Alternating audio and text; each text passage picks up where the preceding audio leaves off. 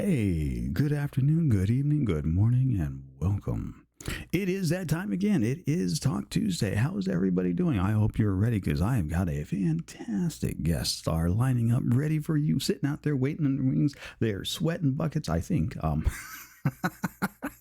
But let me tell you about tonight's special guest. Tonight's special guest will make your mornings a truly memorable experience. Waking up with that smile and calm vibes will have your morning cup of coffee tasting that much sweeter. If you're curious, you can get a coffee recommendation from their daily redeem and a friendly mug ghost sitting in the wings. From their cheery disposition to their amazing talent at renovations, this fantastic streamer can show you the ins and outs of how to start your mornings. And as if that isn't enough to catch all those cozy vibes first thing in the morning, they mix it up with a little pizza chef doing some friendly-eared bartending at your local tavern. This fantastic little sunflower has the power to make certain that you are energized. We're getting rated. We're just getting started. That's all right. We're going to have to start back over again.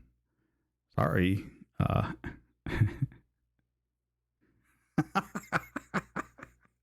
Welcome in, Hermes Rose and Company. You guys are just in time. We are just getting started. Ooh.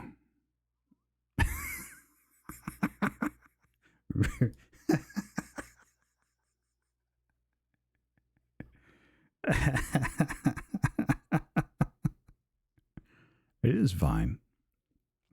It is fine. Welcome in. Welcome in. Come on, grab a seat because we're just telling you guys all about our tonight's special guest, right? So this fantastic streamer can show you the ins and outs of how to start your morning. As if that wasn't enough to catch all those cozy vibes at the very start of your day, they do some pizza chef. They are a friendly-eared bartender at your local tavern. This fantastic little sunflower has the power to make certain that you are energized with that very demure and positive vibes first thing in the morning. Tonight's morning star is exactly the spot of brightness you need for your mornings. And I present to you all, without any further ado, the brilliant and lovely Oh Shine Bright. Oh Shine Bright, welcome to Talk Tuesday. Hi. Oh my goodness, I could not. My cheeks hurt so much because your words. I just want. You were very, very kind. Very, very, very kind. Welcome in, I was like, welcome in. Most people like hearing the introductions. You know, it's fine. It's fine. I do. I was like, oh, this is so sweet. So welcome to Talk Tuesday. We are just getting started. So we had early raiders coming in. Ruxia, welcome in. First time chatter. Lovely to see you. So the way this works, this is very easy, right? This is where we sit down with you, a fantastic guest streamer, and we get to know you. So we're going to introduce you to all of the people that I know, all of the crazy, fanatical, fantastic, amazing people, and we're going to try and make you some new friends. We're going to try and make them some new friends because we like new friends around here. So I love new friends.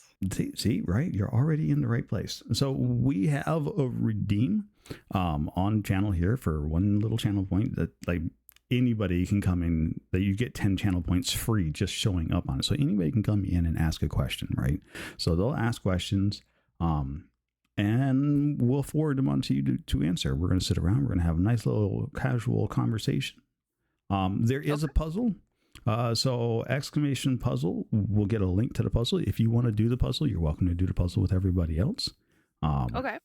If you don't, you're welcome to just sit there and just yak along with us. Some people like, I like having something to do while I'm talking. That's what it's useful for, right? Okay. Other people are like, that's what I'm here for, is the puzzle. As you can already see, there's like, hey, give me the puzzle link. That may be the wrong puzzle link. Don't click that link. I'm like, I think I forgot something. I did forget something. You know, we're all professionals around here. It's fine. It's fine.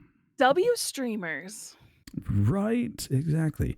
But so I tell everybody the same thing. Don't worry about trying to keep up with the questions. They will come fast and furious. I actually have a little program that's capturing all of these questions as they come in. Okay. So don't even worry about trying to keep up with it. You're welcome to watch chat and yak along with chat.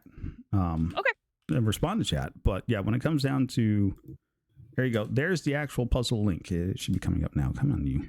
Puzzle, puzzle, puzzle. There it is. All right. That should be the right puzzle link. The other one will take you to last week's, and that one's done already. So sorry. But yeah, so the questions do tend to come fast and furious at times, and chat will get really talkative. So I have a way to capture all of that. So don't stress about trying to keep up with the questions as they come in. Number one. Number two, the reason why we do that, and I say don't worry about trying to keep up with the questions, is because this is the way I filter the questions as they come in. So if anybody asks a stupid question, I may read it or I may not read it, in which case you may not even know about it. And so this is just a way to kind of like, oh, don't worry about it. We're not going to let anything really bad come through here. If it's stupid enough, I may read it and then like almost immediately respond with some kind of stupid response to that. You're welcome to dive in there and give as well a stupid response. If you want to jump in on that, that's perfectly fine. Everybody around here kind of knows that that's the way that works. The other thing that happens too is if I somehow let a question through, like I just start reading a question without thinking about it, which has never happened, but it can. And you are not feeling comfortable answering it. Like it crosses some kind of boundary. You feel it doxes you, or the answer is something you don't want to give people. It's not anybody's business, whatever it happens to be. Feel free to simply say, I'm not answering that question. We will immediately pivot from that. We'll go, okay, no problem. And we'll jump right straight to the next questions. No questions asked. No need to give a different answer or whatnot. We're going to skip it and move right along. So don't ever feel pressured to answer everything that gets sent your way. Okay. Sounds good. Occasionally we'll get these questions that come in here like, what's the... In fact, Zoda's already provided us this. The first 16 digits of your credit card number. Zoda, you get the last 5. And, well, there you go. But if you take my credit card, you also take the credit card debt that comes along with it. I would just offload the debt and just, like, here, I'll send you the bill. When you paid it, then you can have the number that goes with it. How about that? Pay my mortgage too. Sounds like a plan. So there you go. That's the kind of ground rules that for Talk Tuesday. It's generally just a really good conversation. We just sit around and we let people get a chance to get to know you and know what you're about, and you may make some new friends. Hiya, Sea Turtle. Welcome in. So, are you ready? Because we're going to go from the start screen to the actual Talk Tuesday screen. Okay, I think I'm ready.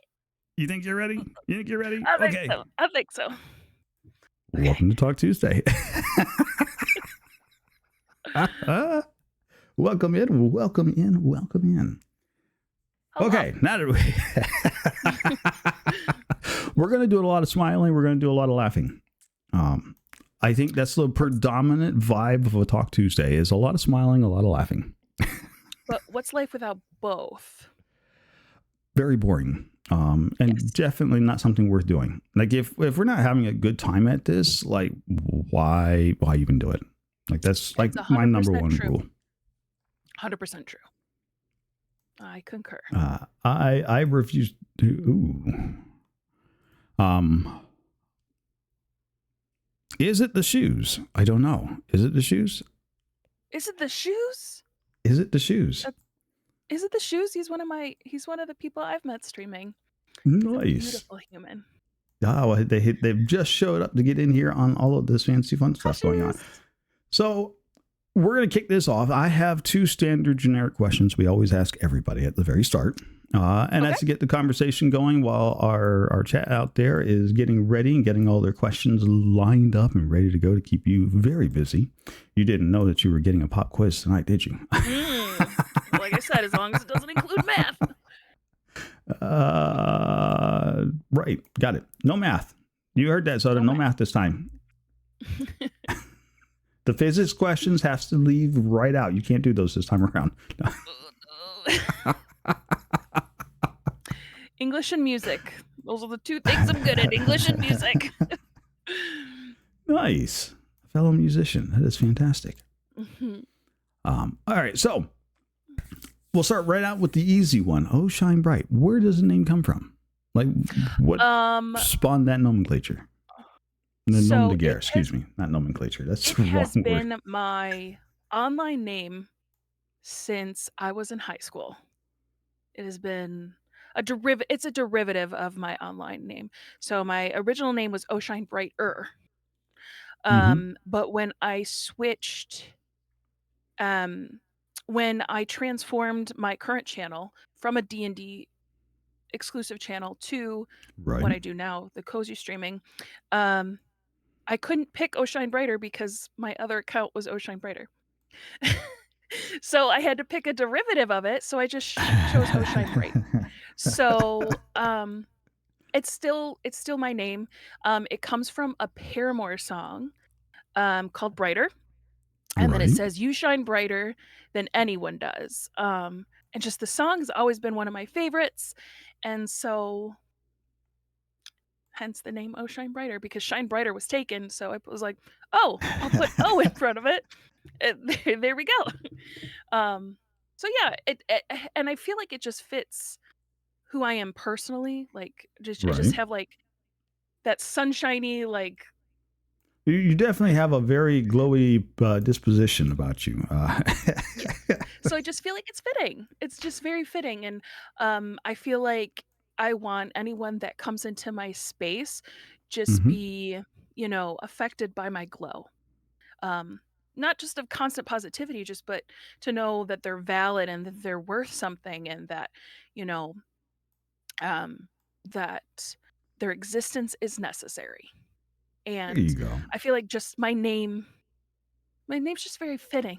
So, It is. but It's it's fantastic. almost 20 years old. So, so, but Okay. I love it. I wouldn't say anything about the name because my name's 20 years old. So, it's fine.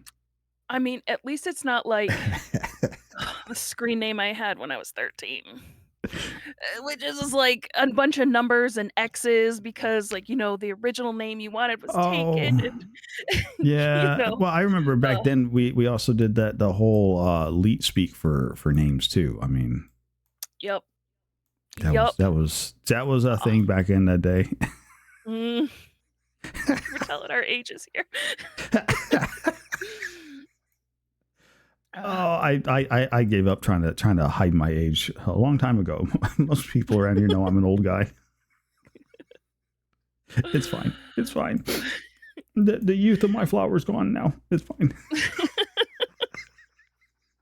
You're still shy and bright, my friend, though. This is The fantastic. flower only withers if you don't take care of it. And now Uh, you're still blooming, friend.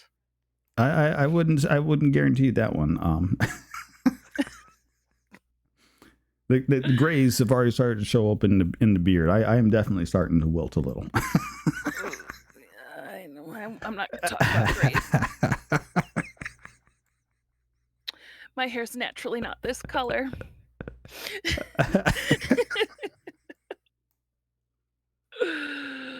Oh, goodness. Welcome in, everybody. Oh, God. Okay.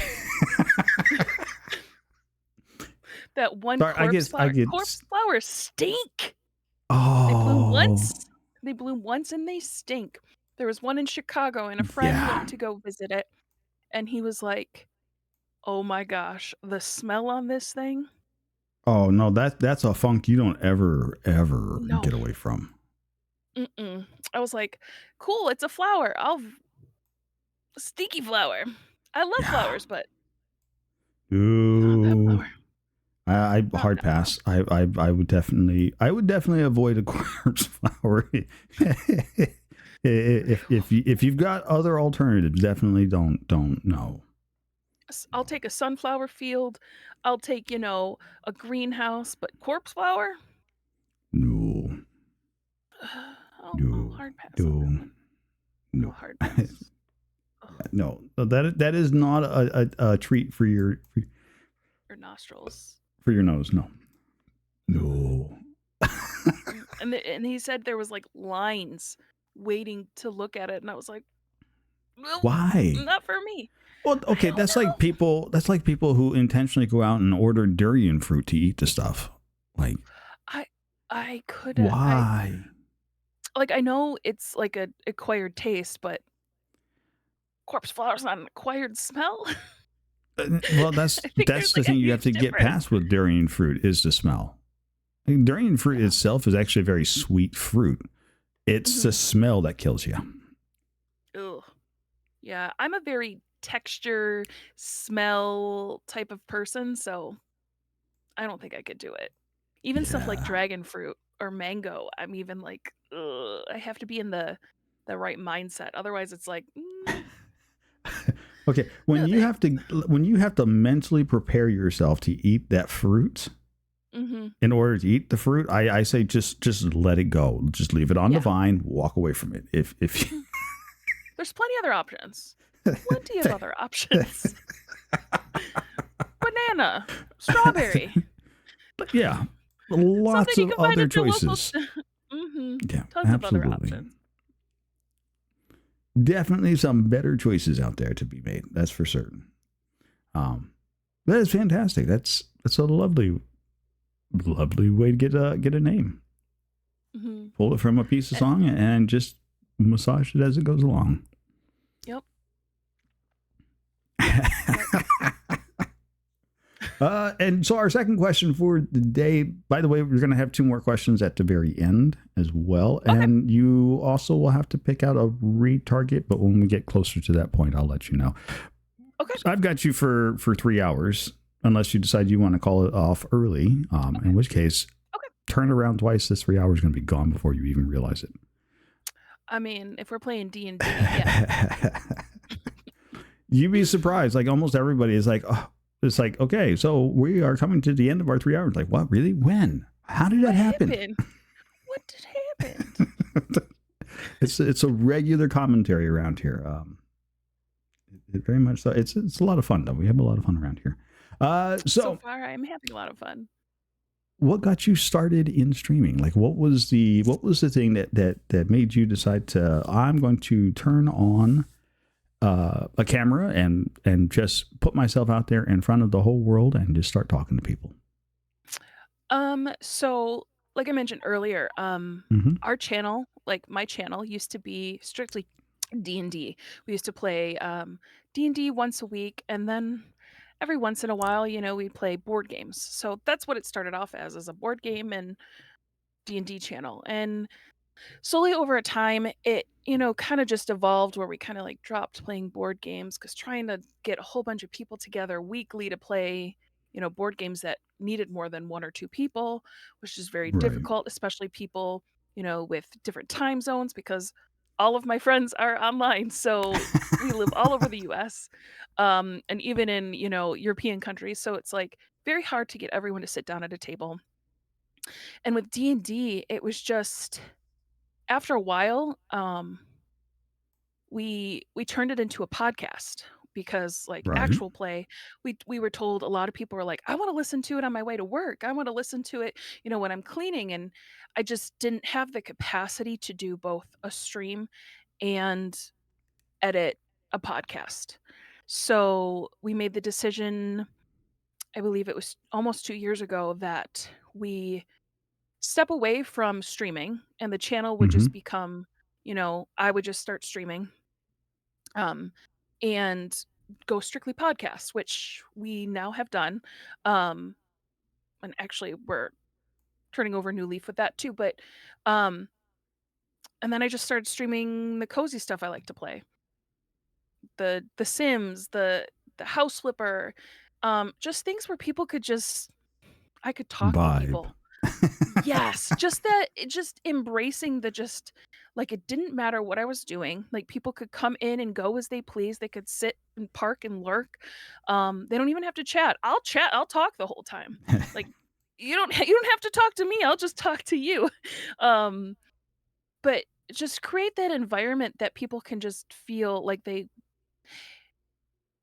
when you walk in a room, Mm-hmm. there's a what I envision is someone coming into my stream is someone walks in from the snow and, there's a fireplace going and a blanket with a comfy couch. And that's what envision, like, I feel like my stream is. Like coming in from the cold, sitting and having a great conversation in front of a fire with someone. There Um, you go. that they feel wanted, that they feel needed, that, their voice is heard. Um, and like I said, it doesn't matter what I play. I just want to foster a community that lifts up its people. Um, you know, I Hmm. just feel like the world can be such a cruel place, and I've found so many corners of the internet where it's not nice. So to create a corner of the internet that just loves on people, I just feel like it's necessary. And if I can just be that small blip on someone's, life journey to, Right. self-love and self-acceptance, to me, that's so worth it. Isn't it Even though? if they've only It's a fantastic thing, right? it's just, and even if that person has only come into my chat once, but they just, realize that they're loved. That not everyone in this world is a poo-poo head. um, because there's just so, like, you scroll Instagram, you scroll Twitter, how much just people just spew Oh, hatred and gross things to people, and it's just yeah. I cringe, and I don't wanna be another person on the internet being adding to the noise. I would rather be the cozy and the quiet and the place that people, find. A little place of refuge. Yes, 100%. That is a perfect word, a refuge. Um, because we all know there's the world is loud. Oh, Sometimes it's just nice to be quiet. So, it is very loud. But yes, yeah. it is a Yeah. wonderful place to find a spot to just sit and chillax. Yeah. We have you're sitting there talking about cozy stuff, and Swift Squirrel is our resident cozy streamer around here. She loves her cozy stuff. Yes. I pride myself in being a cozy connoisseur. If you're looking for a spooky, cozy game, I got you. If you're looking for something that you build, I got you. If you're looking for, medieval, I got you. If you give me a topic, I could probably, knock on wood, hopefully find you a game that works for you. Um, I recently started writing articles for a website called um, Social Gamer Club, Right. which we're just very small group of individuals that get keys sometimes. Maybe we don't. We buy the game, out of our own pocket, but um, we get to review really cool games. Like, um, there's this really cool game that I've been waiting for. It was on the Wholesome Direct. It's called Paper Trail, and the whole Mm-hmm. game is origami, and you have to fold the paper to move your character, and it was just so brilliantly written. It just made me fall in love with, like, complicated and very niche games all over again. Um, and I just I mean, my husband plays, games like Hunt and, first person shooter games and all that stuff, and I'm just the complete opposite. The complete opposite. I mean, there's a few games we converge on, like Baldur's Gate, and, I uh, I'm sorry. I that's just about it. I had views of you're like, okay, I just need to make this big mountain fold here, and then I can beat the game. And in the background, I can just hear, "Damn it, hold still, you stupid deer!" Blam, blam. There's 2 on the left, there's 2 on the left. There's been so many times where I'm either streaming or something like that, and people are like, "What is Simba playing?" And I was like, "I don't even know anymore." I don't even know. Um, we have just so many we have just very vastly different choices in games that, Right. uh, I w Baldur's Gate. That's the only thing that we can play together anymore. Baldur's Gate. Baldur's Gate, and even then, it takes me like 30 years to make my character before we can play. So, you done yet? It's been 2 hours. No, still picking my class. Hey, do my makeup next. Shut up and go away. Shut up.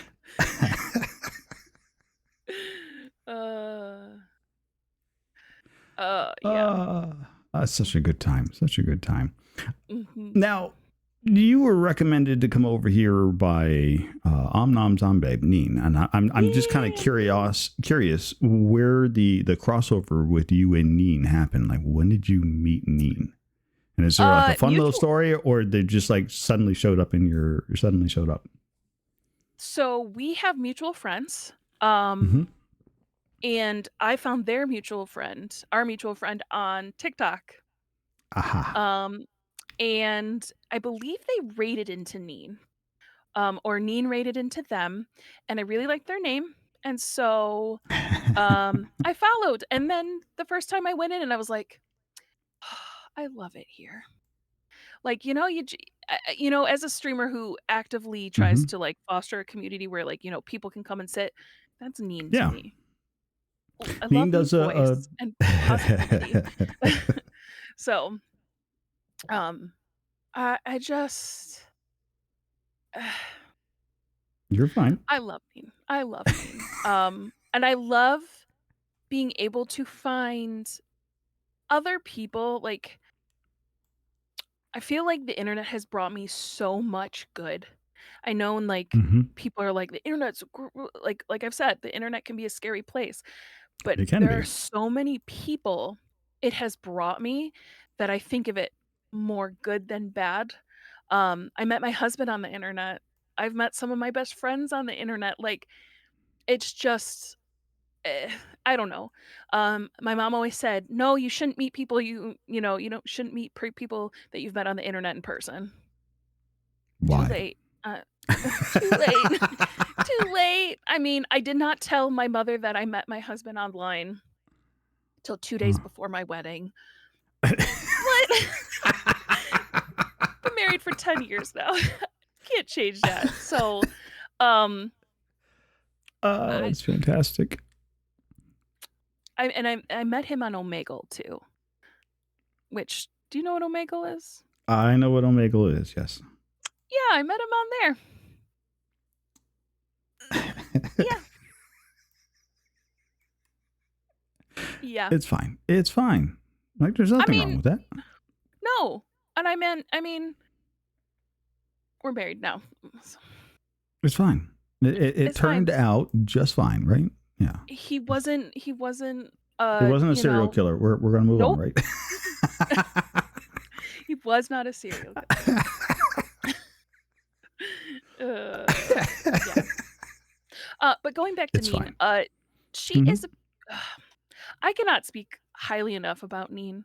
Um, she's just a beautiful beam of light, and she just fosters a community that, you know, I actively aim towards just this loving, you know, I don't know. I think of her as a not an idol because I don't want to put people on a pedestals, but something, Mhm. you I cherish what wouldn't. they have, like, I so not like you could idolizing, say but it inspires. It yes, inspires it you. truly does inspire me to continue to foster a community of, just love and Mhm. validity. So I would say that. So, That's a um, good way of putting that. yeah, because I mean, we continue to put some people on pedestals, and they just, and I'm not saying this about Neen, but like celebrities and things like that, and they Oh yeah. disappoint us. Um, but just keeping like a healthy view of Well, people. there is that old saying, that goes, "Never meet your idols." Hmm. Um, Yeah. and I think there's some grains of truth to that. Oh yeah. Um, However, Yeah. that being said, I happen to know a few people that have met their idols. Mhm. Um, and I'm calling Squirrel out on this one. She hates it every time I do that, just because it's like, I'm gonna tell that story again. Oh. It's fine. It's fine. But well, so Squirrel is who introduced me to Neen. Mhm. So that's how Neen ended up over here. Okay. But I met Squirrel.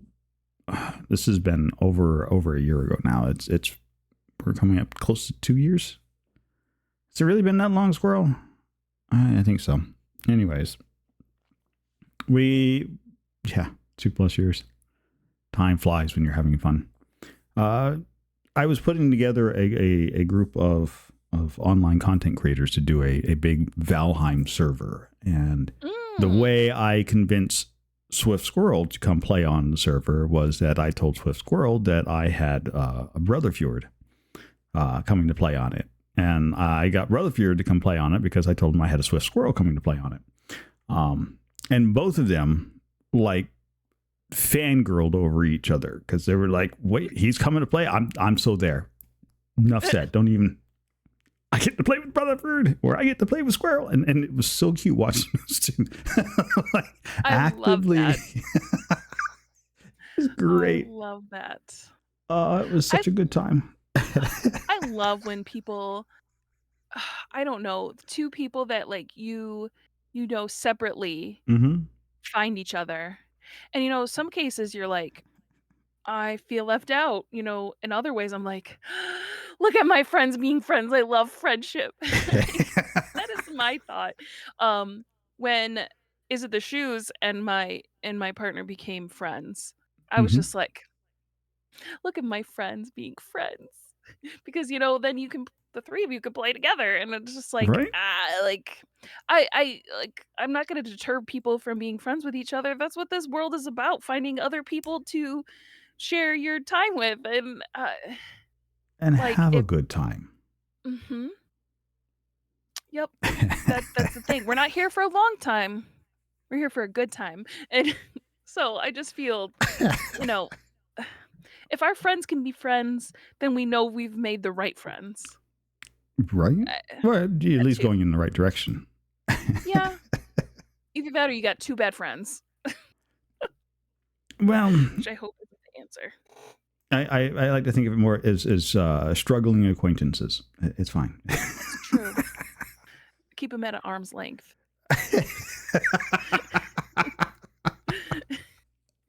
I like you. uh, Stay over there. Uh, right? No, that's fantastic, right? Oh, you're good. We can laugh. We can laugh as long as you laugh over there. I will laugh over here. It's fine. Um, we're vibing. It's good. we're good. We're good. The vibes are flourishing. We've got it. It's fine. It's fine.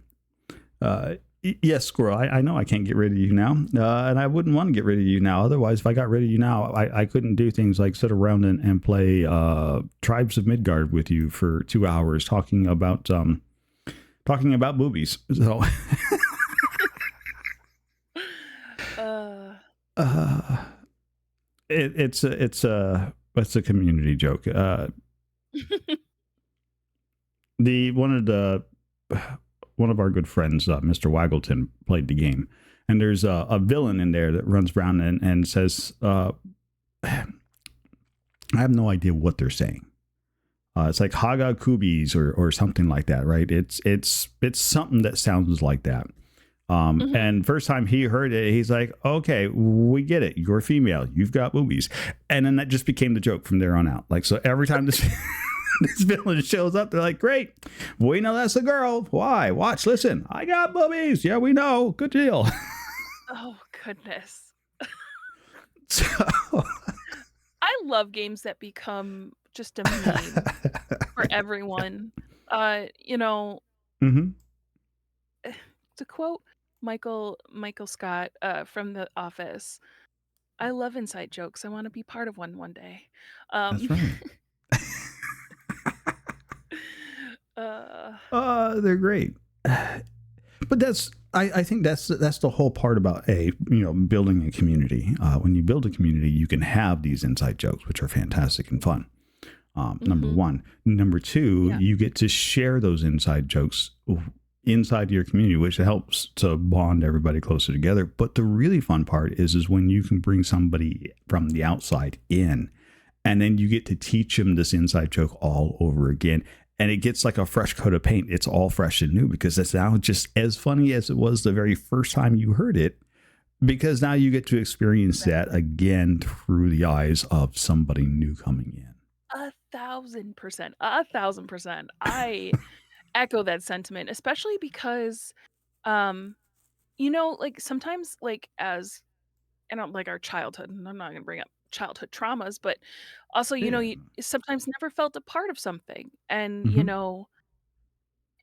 encouraging to be that person who's, like, inviting kids to sit with them at lunch, like, you know, that's pretty much what having this community is, getting people to sit at the geek table with you and sharing jokes and stuff.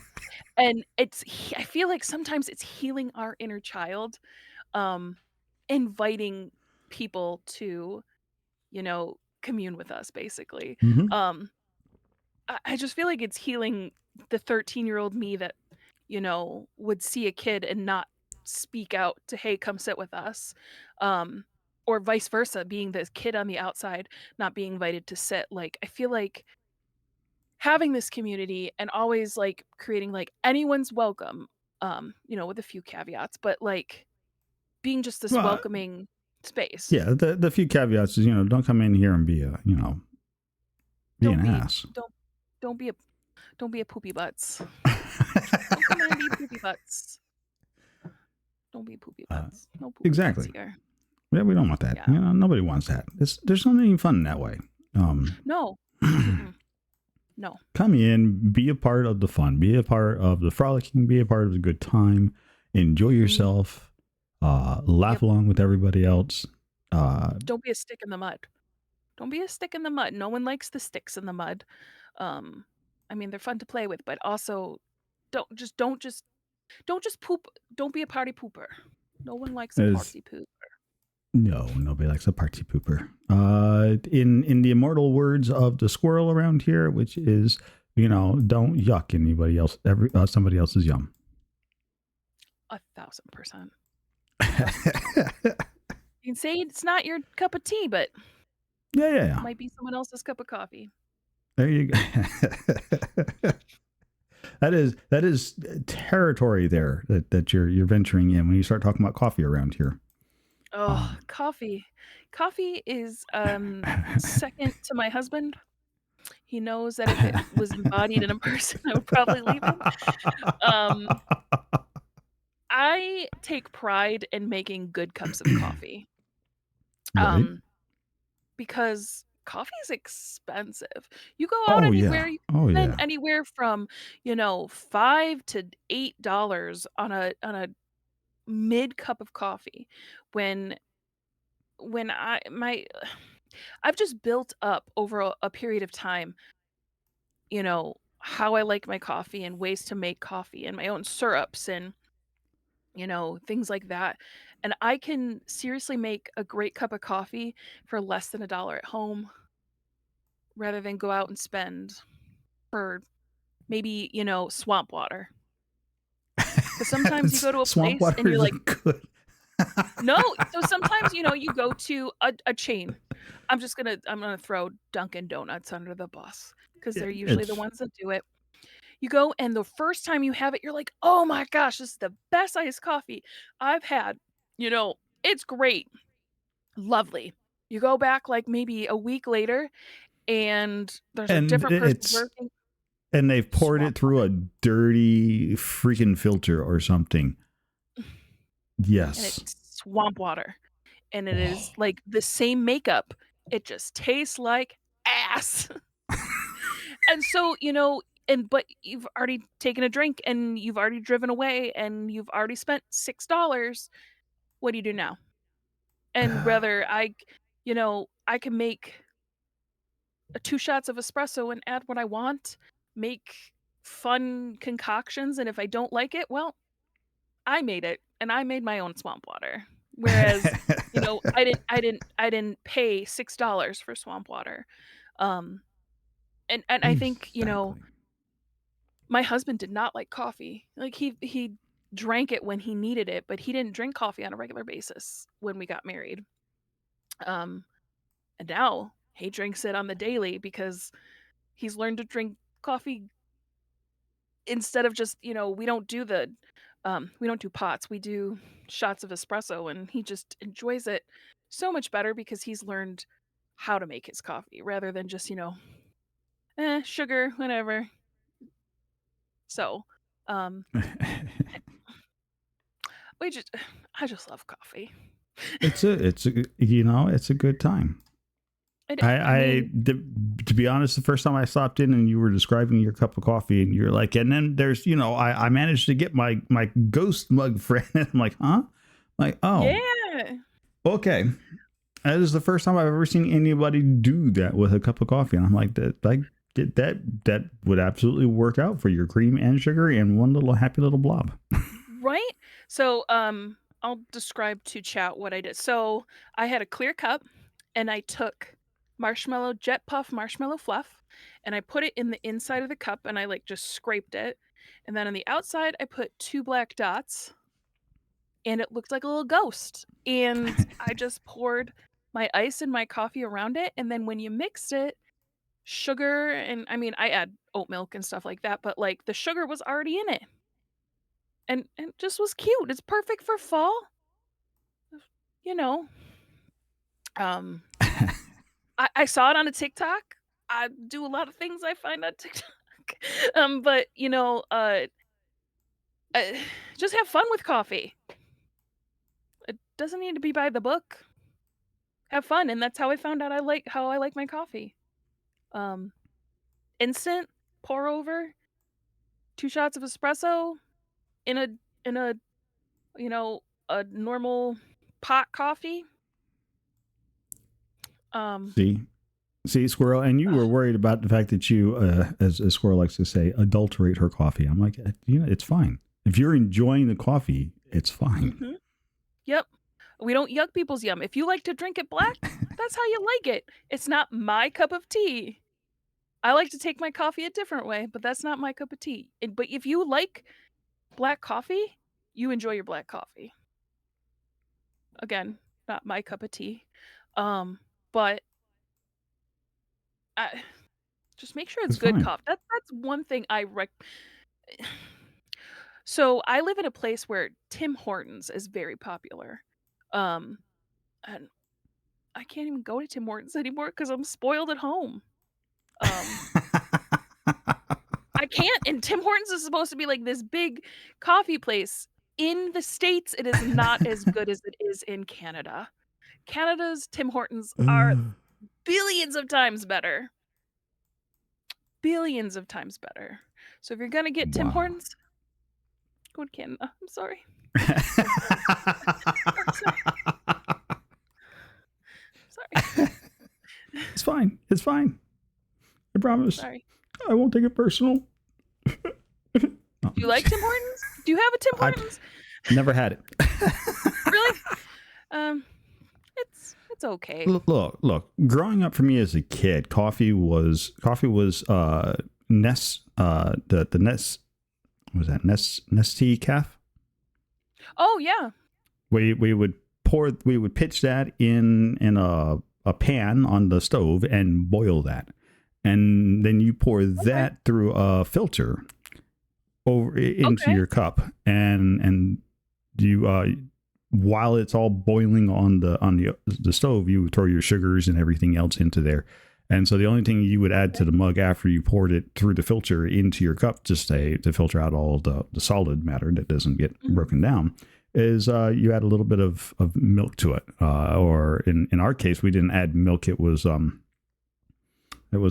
condensed milk is what we would throw in there. Just a little bit of condensed milk and stir that up. And I've that's had what we condensed milk. drank. Yes, that's what we drank in Puerto Rico growing up as kids. Oh, okay. Yeah, like kind of like a mocha pot almost. Yeah. Okay, yeah, I've had mocha pot coffee. That is good too. I think there are so many fun ways to make coffee. Um, I have a French press that I love. I have a pour over system that I love.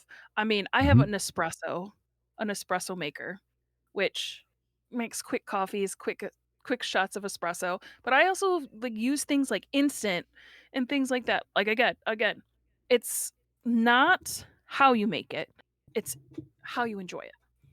Right. If you You did, as long as you enjoy it, that's all that matters. At the end of the day, it's all that matters. If you like Tim Hortons, you like Tim Hortons. If you like Dunkin' Donuts, it's I'm sometimes sorry, very get new taste disappointing. buds. Get new taste buds. Unless you know when that one worker who makes the great cup is working. I'm sorry. But you're talking about Nescafe. The instant espresso I use is Nescafe. Hmm. Like, it's good product. Like, It is. I think it's really good. My Um, grandfather still makes this. He used to. He's not with us anymore. But that was the way he would make his coffee when even when he was up in age. Like he would come for visits, and we would have to go buy to Nescafe in order to make coffee the way he likes his coffee, because that's the way Grandpa has had his coffee for 60 years, and he's not changing. he's not changing his mind. Um, I do see Squirrel asked a question that's relevant. Hmm. It's about what's the pour over setup you use for your coffee? Been looking into learning. Um, let's see. Let me look it up because otherwise I will forget. You're Um, fine. the one the one I use. So I have a kettle, like an electric kettle that I use. But I use the setup is a Chemex. But honestly, you don't need a name brand anything to really, you can honestly use the OXO. OXO makes a really good one. It runs about 20 bucks. It's a single, but I mean, if you're just getting into pour over, OXO is a great brand to start with. Um, because like Chemex, something like that, the higher brands can run at 50, $60. And if you don't know if you like it yet, start with, you know, like something like OXO, which is way more forgiving than Chemex. Because if you mess up, like there's Hmm. really no grace, if that makes sense. Whereas OXO has a little bit more grace and it's a little bit more beginner friendly. Um, Honestly, simple the better. Um, you don't have to be a brand name snob to, like I said, OXO runs the one I started with, 17.99 on Amazon. Oh, that's not It's bad. a single. No, not at all. And especially if you're just learning, um, it's a If easy you got a pickup. link, So, you're welcome to throw the link right into the chat. oh, cool. I will do that right now. I don't, I Do don't, I don't block links on my chat Mhm. just because I'm like, what if I want somebody to put something up there because somebody's like, oh, you got to go check out this Yeah, link. Okay, yeah. Well, if I block the links, and there then I it can't is. get them to do that. And so I'm like, nah, I don't feel like There doing it is, right there. It runs 17.99. It's dishwasher safe, which is another. The one thing I recommend is if you have a kettle, use the kettle to make your hot water. The it really the I can't think of my words. Blah blah blah. Um, the hotter the water, the it. better it turns out. Because the coffee needs to bloom to be able to really get a good taste for it. That's yeah. So that's my one recommendation is so one, I have many, but that's the one I recommend getting. It's under 20 bucks. Um, but if you need to cook your water in the microwave, that's fine too. Work with what you got. Work with what you got. You got it. It's fine. It'll come out exactly the way you need it to. We have I have a hot water pot. I've not done much in the way of pour overs. Like for me, my morning cup of coffee actually is there is It's Newman's.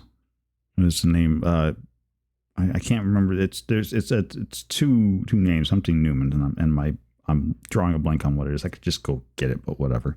Um, it's a chocolate cappuccino. Is what they build it as. Okay. And honestly, if you just sit down with it and you take it apart, what it is it's basically just a breakfast blend that they've thrown like hot cocoa mix inside when they brewed the Okay, whole like a thing up. mocha. Yeah. Like a mocha. Um, Okay. it's not really a mocha. It's much sweeter than a mocha. It's not as bitter. Like if you drink it black, it's not a bitter coffee. It's not a mocha. It's definitely like we threw hot chocolate mix in the bag and It's shook it up. it is the definition of Tim Hortons mochas. It's half half hot chocolate and half coffee. Yeah. That's how Tim Hortons makes their mochas. So it's pretty much that. Um, I think Yep. that's a great cup of coffee. That's how my partner drinks. He drinks chocolate milk in his coffee. He gets Hey, it he really likes chocolate milk in his coffee. Um, he gets very I sad have. when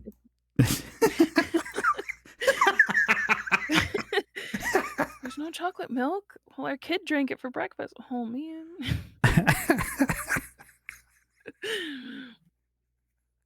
The weirdest combo, and I will tell you this. Socking a pot over fire. Um, we really like so there is this coffee place close to us that makes a Valencia orange coffee. So it is orange coffee. Okay. And it's not like Sunny D, it's more like orange peel flavor. Um, and it's not subtle at all. It is a very pungent on the orange. Um, but where we live, orange chocolate is a really big thing. So if you Okay. get the orange coffee and you mix it with the chocolate milk, it tastes like orange chocolate. And that's what his favorite thing to do is mix those two together. And I know, citrus and coffee, it's like, what? But I wouldn't actually think of anything strange by that because you can have citrus chocolate. good. Yeah, that's what it is. We live in a place that orange chocolate is a big flavor around here. A lot of our ice cream places, a lot of our candy shops sell orange chocolate. Um, so for us, it's a normal flavor, but a lot of my friends out west, they're like, "Orange and coffee? Like, that's" and I'm like, "Mm-mm, you gotta try it. It's Well, so good. So good." I'm going to say this right, in it is everybody's like, oh, that's so cliche, but I so after Puerto Rico, we used to live in Florida, so orange Mhm. was in Florida, orange is a really big thing down, like Yeah, everything's orange down there. So again, growing up with like, oh, here you go, here's orange in your coffee. I'm like, okay, that's fine. yeah. I've had it. I'm not a big fan of it, but more Mhm. power to the people that enjoy it. Knock yourself out. Yeah. Yeah, and I mean, uh, I just think there's a lot of people who don't they're like, "Oh, that's a weird combination." I don't think it actually that is that much. Mm-mm. Um, I I I find I like it. It's not an everyday coffee, but it is an enjoyable coffee. I think so, at least. There Maybe you I'm go. old. Maybe I'm Nah, old. nah. It's like it tastes I like, those crackable oranges, mhm. where you smash it on the table? That's what it tastes like. I know exactly what you're talking about. Yes, and no, you can't be admitting to age thing around here. Remember, we're both still youngins. We're still blooming flowers.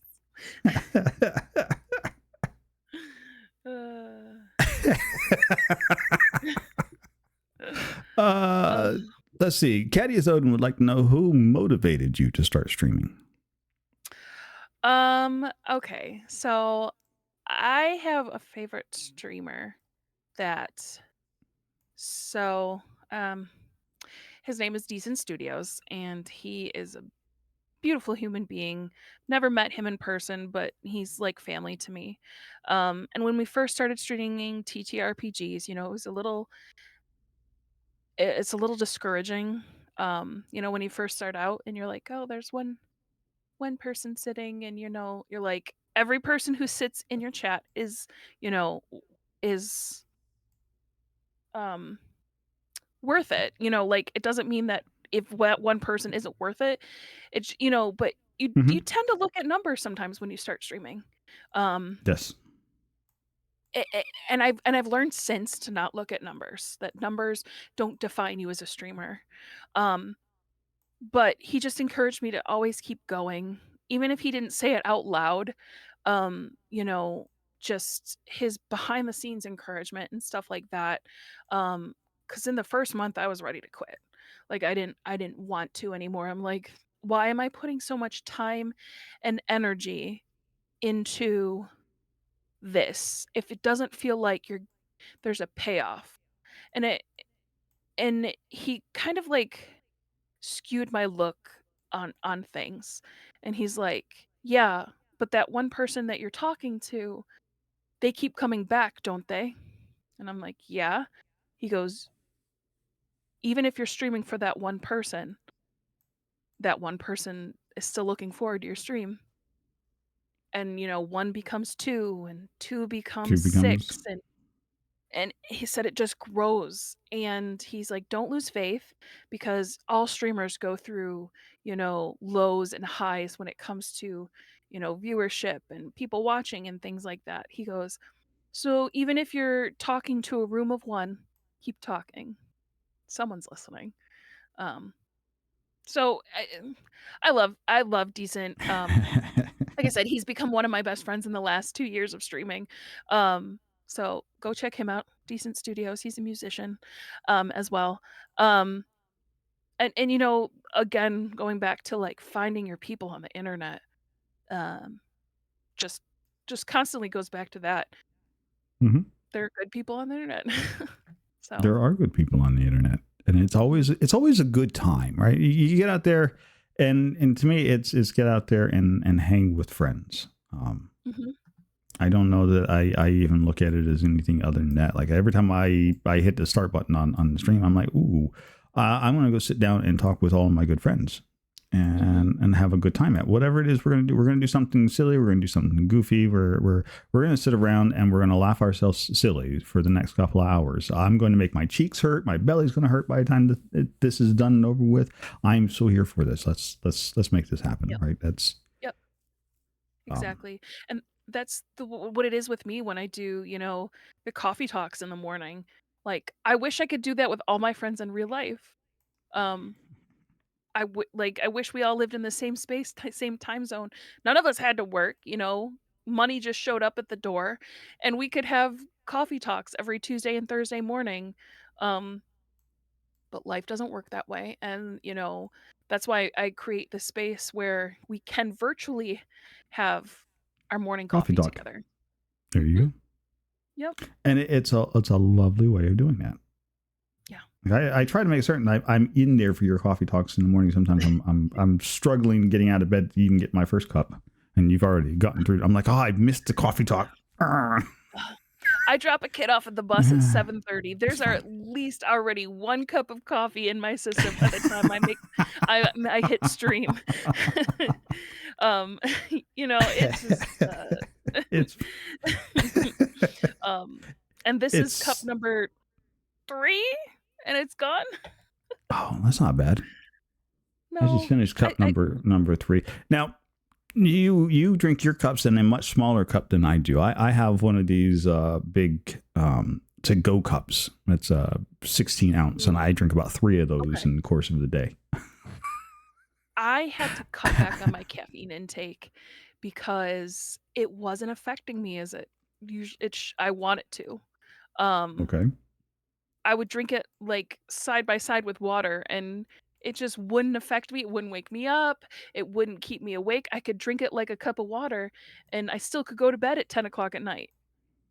So, I needed to cut back, and so, if I put it in a smaller cup, it feels like there's a lot more. So, that way I can sip it and enjoy it instead of, like, feeling like, "Oh, yeah, I have a lot more to go." Um, I don't know. Uh, Hey, there's nothing wrong with that. no. I think I drink coffee more for the taste. I will be honest. Okay. I enjoy the taste of coffee. So I mean, the It's Caffeine's coffee's never good. been a thing that has affected me throughout the entirety of my adult life. Like Mm, caffeine's just never been a thing for me. So whether it's decaf or full strength, it doesn't really matter to me. I drink it more because I enjoy the flavor of it. I can't drink tea. Like most of the people around here already know the fact that tea makes me violently sick. Like mm. that a cup of tea gets anywhere close to my mouth and I am hurling whatever's in my stomach out. Oh, It's bad. It's not even pleasant. mm. Like so That's not. I don't do tea at all. Oh, Doesn't even come even like close an to me. iced tea? Even No. like an iced Mm-mm. tea? Like, Nope. it might just be the herbs inside a tea, man. That's dang. No. I'm No. Just sorry that violent happens. reaction. I'm It's sorry. fine. I just don't drink tea. Um, so for me, a hot beverage is coffee or hot cocoa, but I don't enjoy hot cocoa Mhm. nearly as Okay. much as I enjoy a good cup of coffee. If you've got a I good don't cup of coffee, that There's something about the bitterness of coffee that just like, that mix of bitter and sweet that just I don't know. I used to not like coffee. I probably didn't start drinking coffee till I was about 18 because I was like, "Coffee? No thanks." Like, it was not my thing, but then I went to college mhm. and spent many a nights video editing, and coffee became a life support. So, um, so it's just since then, coffee, Coffee, coffee, coffee. coffee. Nothing wrong with that. Mhm. Zodicus would like to know, what is your favorite ice cream flavor? Uh, Mint chocolate chip. If you don't like it, you're wrong, and it's okay to be wrong. But mint chocolate chip. I am a sucker for a good mint chocolate chip. Specifically the brand Piggeries, but any will do. I I usually he asks this question, and I usually tell most people, I'm like, there is an actual right answer to this question. You just don't know it, but there Zoda has a criteria, and basically everybody hits that criteria. I think there's only been one or two people that have been like, yeah, so I like something that's not mint chocolate chip. I it in our house, like, even my child likes it, and she's still, like, not little, but she's little, Uh, and I was like, "Oh, she's not gonna like it, she's gonna think it tastes like toothpaste." No, she loves it. She loves it. I'll have mint chocolate chip, mama. Green, I have stopped counting. I honestly, I have stopped counting the number of people who are like, "Yep, mint chocolate chip." That's. I'm like, really? Okay, so that there is a right answer to that, and you just nailed it. Congratulations. Yeah! It was a trick question, and I did it. You didn't know you were actually Uh, being graded on that one. no nope. It's fine. It's fine. I always just find it funny. It's just kind of comical. It's like, oh yeah, Zoda has an actual criteria for that, and most people just manage to naturally hit the criteria for it.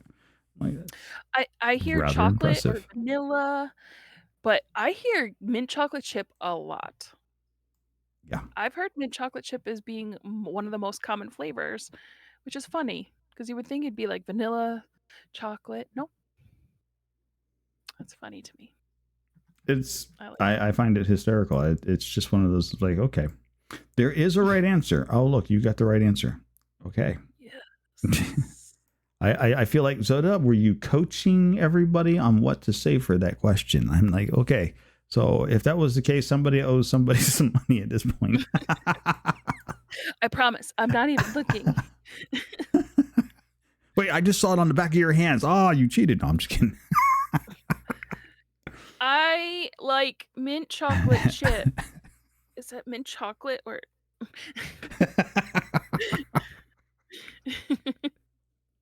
It's fine. uh Uh, Zoda would like to know, what cozy crafter survival game would you recommend? oh, cozy crafter survival. That is hitting a lot of um Okay, there is this fun game. It is reminiscent, and I'm gonna say very reminiscent of Stardew, but in the essence of, um, a little bit more nefarious. It is called Echoes of the Plum Grove, and you play as someone who just recently came to a village, um, and you're building up your house, you're farming and stuff, and then there's murder, and then there's murder. So it's technically survival.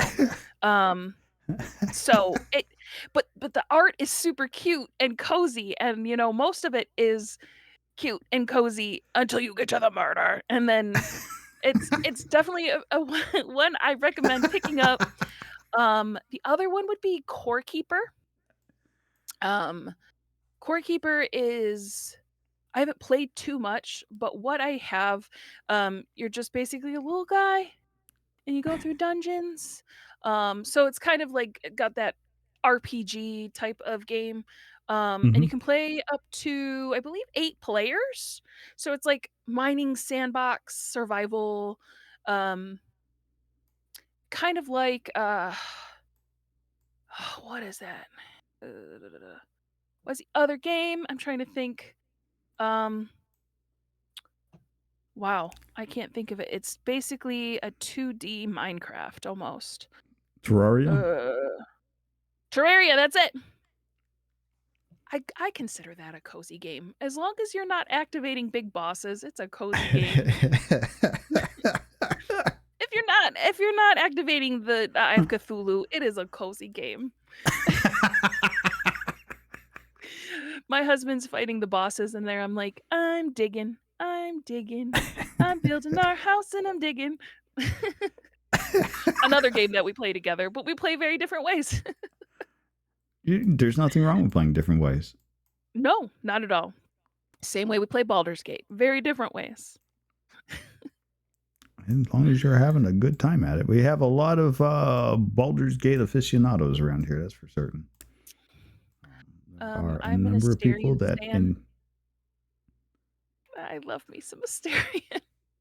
But can I openly admit, um, I do a lot of TTRPGs. Like, I play D&D, Mhm. and I do a lot of that stuff. I have not gotten past Act 1 in Baldur's Gate. I have restarted about 8 times with different characters and different classes, but I just have not finished past Act 1. And I have the best intentions of doing it, and it just is I cannot sit for more than 20 minutes on a game sometimes. But, uh, I also play I'm in at least 3 different tables during the week. So, I play a lot of games. So, like, to then go play Baldur's Gate is kind of a little bit redundant. So, I I Yeah, think that's fine. I think that's why, if I'm being honest. Um, so I love Baldur's Gate though. If I could finish the game, I would. Well, so Zoda, I bring him up and off a lot. Zoda's a good friend of mine. He's been around this channel since probably the third or fourth month I was streaming. Mhm, mhm. So like one of the real old crew. The OGs. um, so him, Brother Fjord, and a gentleman named DM Cerberus, who's actual. We all sit around and play Baldur's Gate. We've been playing. We have been trying to beat the game now since October of last year, and we have finally managed it. So we do a permadeath run. So if the Mhm. party wipes, we die. Then there's no saves coming to go back. We start over again. Oh Um, no. So basically an honor run. yeah. And we've Oh, been so we role play the whole thing. Like so, we actually have characters with backstories that we have made that they have I love interactions and that. specific interactions, and all of our decisions are made according to the way the character would actually behave. Which I love that. our current I group love we call them the fuck around and find out group because I love that so much. I will admit, I play D&D for the role play aspect of it. Hmm. Um, Right. I did a lot of acting in high school, a little bit in college, and so, like, that's what I gravitate towards. Um, and Mhm. sometimes D&D doesn't give you a whole heck of a lot of it because a lot of it is combat. So that's why I kind of, like, have found, like, that TTRPGs or, like, other TTRPGs are my jam. Um, I'm currently in a campaign called Fate Core. It's, an evil hat, um, it's Mhm.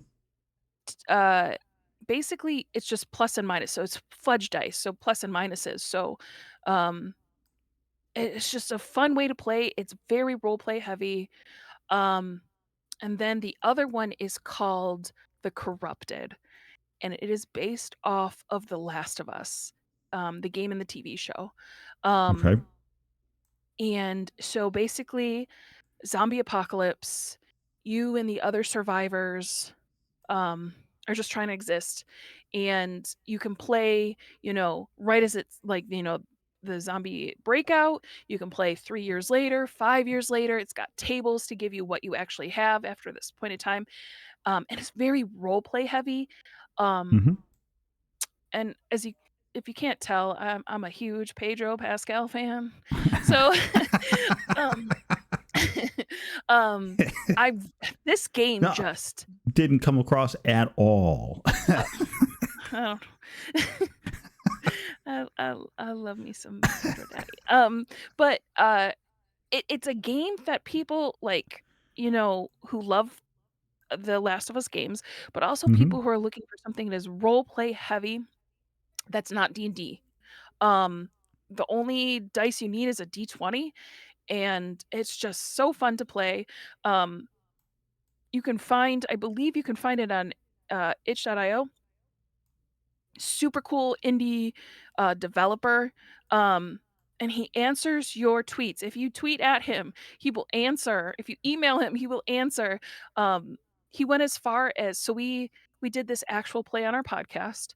Um, Mhm. and I had been chatting with him the entire time because he listened to our podcast. And for someone who developed the game to listen to your work is just like, like it's like fangirling. Right? But he would just give us feedback on each episode, and he's like, "Oh," and, like, he would give suggestions on, like, "Hey, this is how the rules are supposed to work," and things like that, and he even did a voiceover, um, for one of the podcasts, for one of the episodes, and for him to just do that was just so, like, I love supporting these small indie developers, who are just making amazing games that get overlooked because D&D just, a lot of people just think of D&D as one of the only role-playing games, which I could give you 1,000. If you're looking for one, if you're looking for something that's not D&D, but it has, like, if there's a Sailor Moon TTRPG, there is, an Avatar, um, if you like, Nobody there tell there's Bunny that she can play Sailor Moon. and the fun thing is because Sailor Moon is out of, I don't remember what it was. It's free. It's free. The Sailor Moon one is free because, it's out of trademark or something like that. Um, there's just so many. You give me a topic, I will give you one. If you like if you like one-player ones, there's just so many that you can play. I don't know. Yes. I could talk in circles about TTRPGs. We could do a whole segment on You're TTRPGs. fine. Um, You're fine. um, I I as I don't want people to be like, "Oh, she only likes TTRPGs." No, I like D&D. I think it has its time and place, but there are so many untouched games. Well, like, Uh, so I did D&D growing up, right? So I was mhm. part of the initial wave of D&Ders back when they did the original D&D, and then advanced D&D came along, and then 5e came so on along and and so. stuff like that. Oh, I actually have not, other than Baldur's Gate, I have not messed around with the 5e rule set. Really? Okay. Really. Wow. It has been 5e is an all I age. know. Uh, yeah, no. 5e is The all I know. Yeah, no, I'm way back in the old days. But we used to do our, and we had so much fun doing our D&Ds. And a lot of the D&D campaigns that I've ever run have all been role play centric. Like, and that's because a lot of the DMs that I used to play with, they would reward the player for role playing what they were doing more so than who cared what the dice roll was. Like if you could Yep. lay out the exact sequence of actions and everything else down by minute detail and act it through your character and everything else and be like, yeah, I'm going to do this. And as long as it wasn't like too like completely off the wall crazy, be like, yeah, go for it. Mhm. That's Yeah. exactly what you just said. That's exactly what happens. And after a point, it gets to a point where you have these characters and you have these players, and you know that they're going to give you everything you need. So it ceases to become the DM running everything, and it becomes more of I'm going to paint you guys the scene, and then I'm going to take on all the extraneous characters, and then we're just going to actually just sit here and role play back and forth, and you skip the point where you have to roll. You just kind of like talk your way through the scenes and everything. It's a lot of fun. I have a friend who DMs with the sense of, tell me how you think you're gonna do it, and I'll give you like it's like you jumping through a car window. How Mm-hmm. plausible it's gonna happen, because he's like, I want to make your person the hero of the story, and I will try as hard as I can to make that happen. He's like, I'm not here to. I feel like there's some DMs who are just like, nope, you lose. Like I have power, but Yeah. I feel like a DM's job is to make sure everyone at the table is enjoying the story. Everyone's story is to be told. Um, Yes. if it means like one person gets the spotlight for a little bit and then it travels to Then someone else, that's that person that's gets the great spotlight. That's energy. just the way it works. Yep. Yep. And I mean, you're not going to get the spotlight every week, but everyone gets a turn to be a hero in their own story. And that's the beauty of Exactly. D&D and TTRPGs. Yes. Especially when you have DMs who are very that's what they're very mindful of.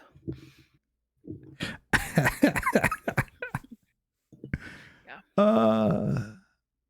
Zoda would like to know, does your husband stream? He doesn't. He used to stream on my channel for the TTRPGs. But he's more of a play with his friends type of person. He does make appearances on my channel. Mm-hmm. He is my verbal shout out. So if you come into my stream and you are a streamer and I shout you out, yeah, he's gonna be in the background. Norithum! That's what he does. I've heard him do that a couple times, and I'm like, hey, buddy, it's actually no rhythm, but it's okay.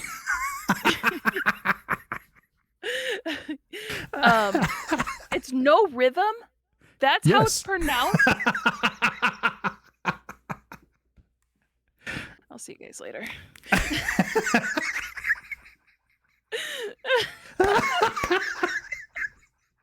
It will always be Nori Thumb. It's no It rhythm. will always be Nori Thumb. Nope. It's always gonna be Nori's thumb. It's fine. Okay. So I have there's the intro music that plays for Talk Tuesday, but I have on my it's become such a joke that my actual theme song for my normal streams actually has a line in there. It says, I broke the algorithm. They call me no rhythm. Do you know, like, somehow, like, some jokes just go over people's heads, or like just something oblivious? Yeah, that's me. I'll be honest Now with that you, I'm here, I'm like, the number of people to have that reaction when you point it out to them, they're like, oh, it totally makes sense. And everybody's like, oh my God. because you look at a word and you're just like, that's how you pronounce it. Nope. Yeah. So it's nice to meet you, No Rhythm. Everybody That's just the calls first me time Nori. meeting you, and I read your name right the first time. I can English real great. It's fine. It's fine. I'm so used to it now. It has been. I go through that exact same explanation, and I have been doing so for the better part of 2 decades now. It's fine. Everybody has the same reaction too when you point it out to them. Like, wait, what? Oh, and yeah, that light bulb moment hits everybody the same. I'm like, Yep. yep, it's fine. Yep. It's fine. I get it now because sound engineer and all that stuff, it just kind of comes back full circle. I was like, okay, now I get it. Now I get it. Well, yeah. It's It's very fitting now. It's more fitting than it was. I mean, you would have been cool being Maury Thumb, but I'm not short. I promise. It's fine. And I don't know a Tom Thumb. It just doesn't work. Tom Thumb, Thumbs from Spy Kids. Yeah, there you go. Squirrel would like to know, what is your current favorite cozy chatting stream game? Sims. I have grown up playing Sims, like, sharing, like sitting next to your friend at their house, sitting next to them and taking turns playing. Like I've been playing since Sims 1. So to have Sims 4 out, still waiting for Sims 5 and still waiting for Sims 4 to be super playable, but I will say I can build a house and talk at the same time. And it's like watching a Bob Ross video. So if you ever sat and watched Bob Ross, which Bob Ross actually they stream his videos on Twitch over the weekend, if you didn't know that. I recently found that out. If you put it on, like it's a background show and you watch him and he's putting, there's some happy little trees. There's just happy little bushes right here. Some nice little lines. He's like, I'm putting on a white base. And you kind of zone out, you kind of do your own thing, you play on your phone, you go in the kitchen, make yourself a stack, come back, and all of a sudden there's a freaking mountain to stream and some trees. And you're like, what the hell happened? That is what my stream is like. When people come in and they're like, hey, I'm lurking while I'm working, and I've just started on a house, and they come back an hour later and they're like, how's it going? And the house is built and, I've, built it from the ground up, and they're like, what happened in an hour? I'm like, I don't know. Talking, building. It's fine. We got it. I love Sims. House Flipper. Those are probably the 2 games that I go in between the most. House Flipper, anything where you can stop and carry on a conversation and the game doesn't, there's no lull in the game. You don't have to pause the game. You don't have to do anything. You can stop right where you are and meet people where they are when they come into your chat. If someone's like, hey, what's that in your background? And you want to talk about it, you can go to the screen and it doesn't affect your gameplay. It makes it so you're available for your chat.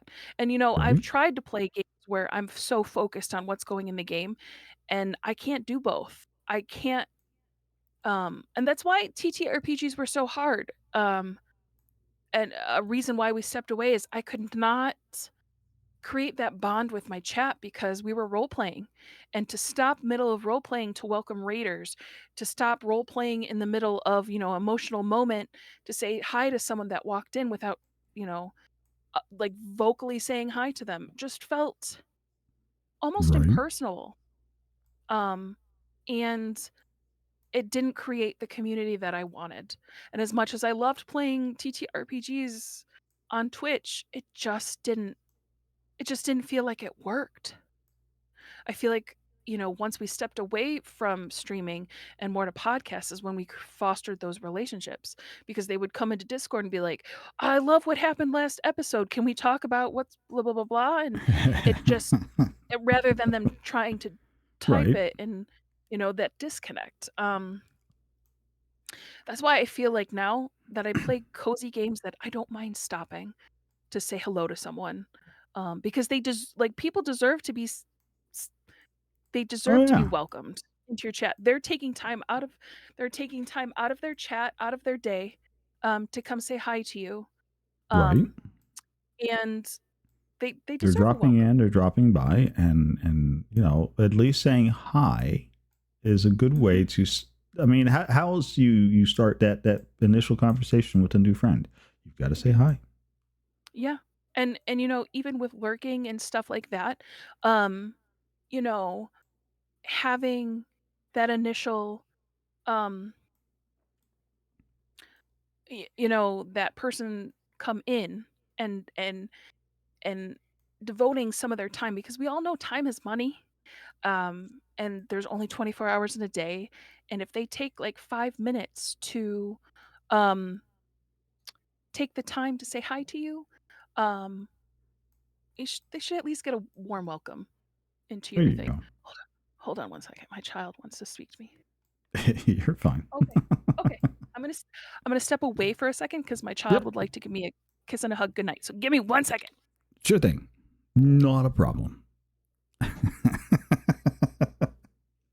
And while they're taking a step back for a moment, this is just your friendly reminder. We are currently talking with an Oh Shine Bright. That is the lovely, fantastic streamer that you are viewing up on the screen right now. Typically, we catch them in the early morning hour Eastern Standard Times, but go watch back some of their VODs if you've missed any of them. They're still a good time. Right. I had a child who was very upset that I didn't put her to bed, so she needed some extra love. There's just nothing wrong So, with that. It's okay. just fine. All right. Ooh. Oh, you already you grabbed that one. Yeah, he clipped your reaction. It'll be there next time there's a video shout out shows up on your channel. You see your face and your reaction like, oh. That's what I was gonna be known for. The light bulb going on. It's fine. It's fine. Miss Green Emerald Dragon would like to know, if you were isekai'd to a world of swords and magic and you can get 5 gifts/skills, what skills or gifts would you want to have? Oh. Mm-hmm. Man, that is a complicated question. I'm gonna scroll up so I can actually read it. Okay. Mm-hmm. Okay. Let me find it.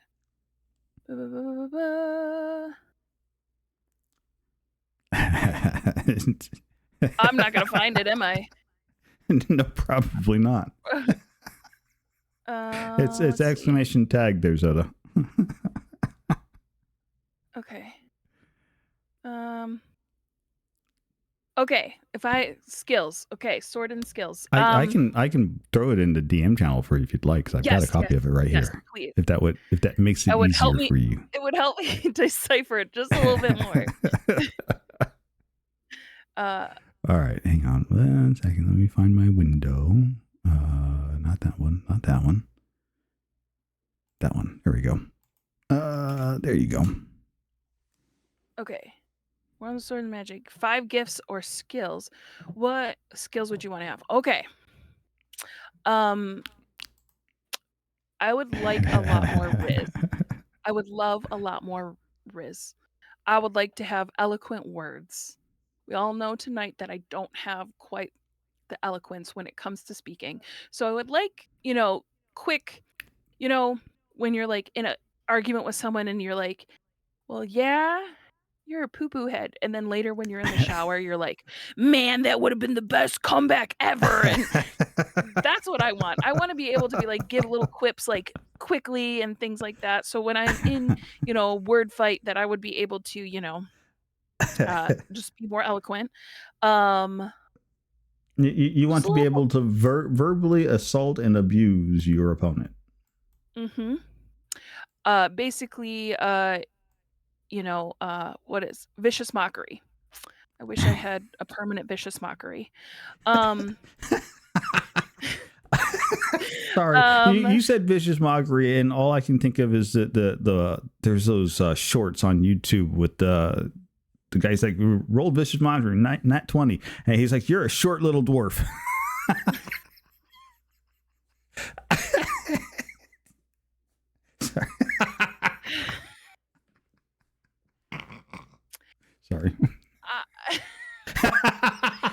just thinking about anytime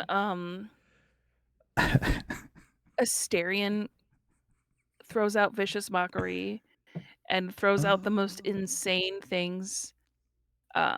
Your mother was a nerf herder and things like that. Right. What else? I wish I was more agile. I'm a klutzy, so I wish I was more agile. Mhm. Probably a lot more to do with music. I wish I could play a couple more instruments. That would be fun. And maybe some sword fighting. A little bit of sword fighting. Ways to protect myself. Maybe a bow. Something weapony. Probably more ranged than melee. Don't get close to me. Probably want to do something more ranged. But yeah, I No would probably touching. be a No rogue. touching. No, I would probably be I would honestly be a rogue. If I was to put myself in a class, I'd probably be more rogue bard. I know rogues really, there's not much multi-class. Rogues don't really like the multi-class, but rogue bard, a lot of performance, a lot of rogue bard. Yep, Bates said it. Rogue bard. Pretty much. Couple levels rogue, couple levels bard. Maybe throw a ranger in there a little bit. Yeah, I think that's what I would. I feel like you and Bates are jiving pretty hard right now. So They get me. as they like to call Yes. it, the tadpoling. I mean, we're talking Baldur's Gate, yeah. Rogue Bard Emperor Cusco. Oh, Oh God. yes. Because normally I am very introverted unless I'm behind a camera. Then I turn it off. But I think everyone is a little bit that way too. It's fine. It's fine, right? Everything is fine. Everything is fine. That's like a buddy of mine, named Zuzakino, recorded himself saying, "Everything will be just fine." And we have it actually in our Discord. That's it's on our soundboard. You can hit the button and he'll come up there and tell you everything will be fine. Swift Squirrel has that redeem. Everything will be fine. It's one of those. It's one of those inside jokes where it's everything's fine. It's fine. It doesn't matter. Everything is falling apart around us. We're being invaded by whatever. Everything's fine. It's fine. It's that meme with the dog who's sitting at the bar. Uh-huh. And the fire's just, everything is fine. It's fine. Mm-hmm. Everything is fine. It is just fine.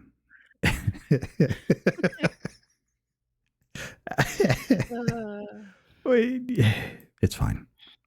And so I that's like my go-to now. And like, it's fine. Mm-hmm. It's fine. Everything will work out. It's fine. That's fine. It's fine. It's fine. Don't even worry about it. Mine is no worries. And inside I'm like, I'm worrying. Okay, so it's funny you say no worries, right? For the longest time, everybody would hear my name as Nori. Mm-hmm. And everybody, without looking at it, because we used to do like regular, it wasn't Discord back in the day. It was what is that? Not Mumble. It was the other one. That wasn't Mumble. It was the other big voice one.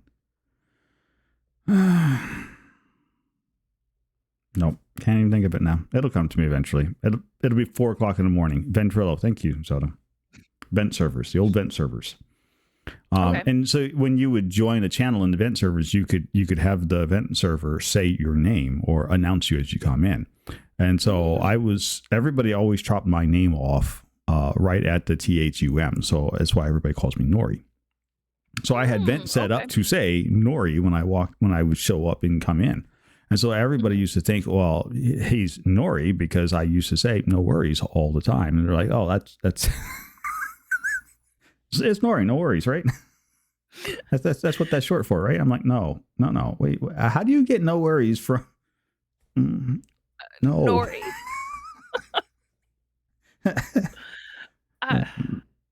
It's fine. It's fine.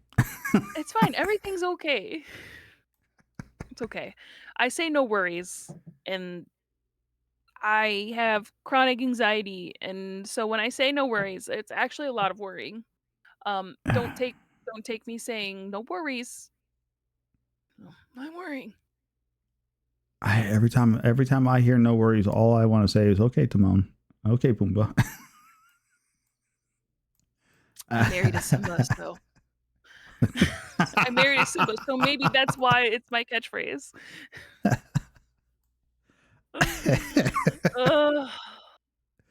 It's fine. It's fine. Fine. No worries. That's right.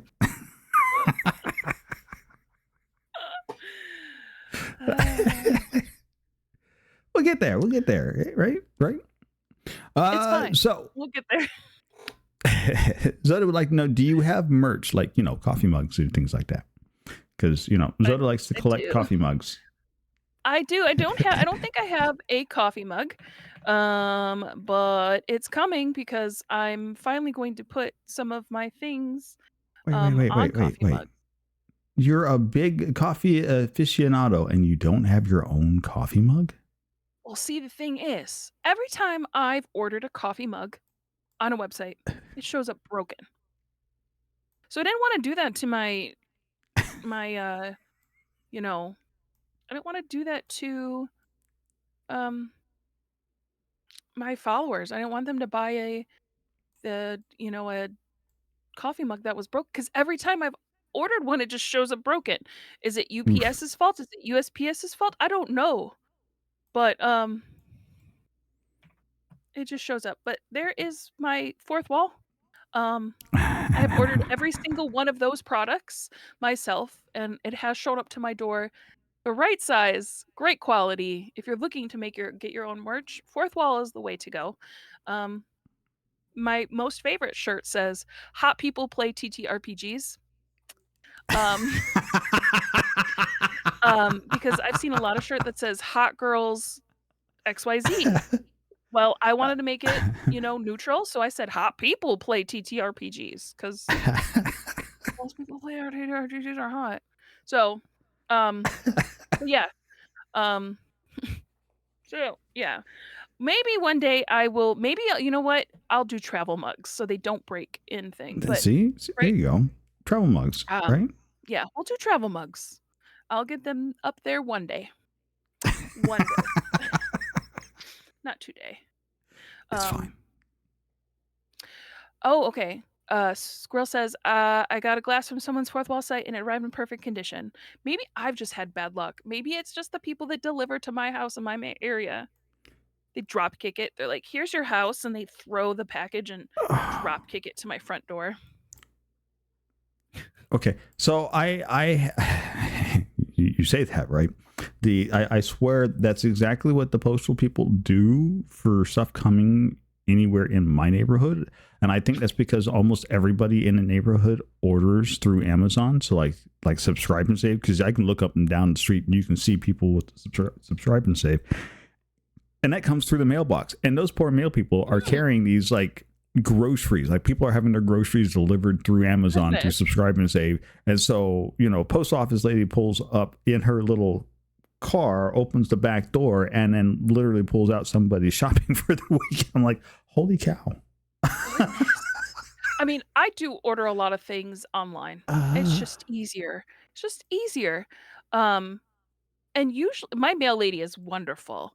I love my mail lady, but UPS and FedEx sometimes they drop it at the top of my stairs and run the other way like there's a dog attacking them, and it's like, could you at least put it in front of my door?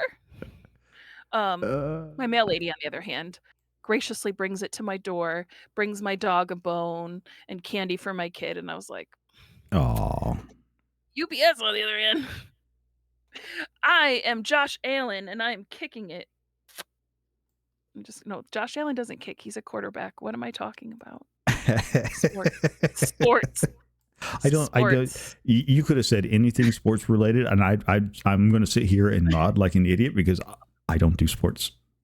I wouldn't have the first idea. I'm not going to argue with you. What sports fact? Got it. Okay. Yep. Sounds great. I'm right there with you.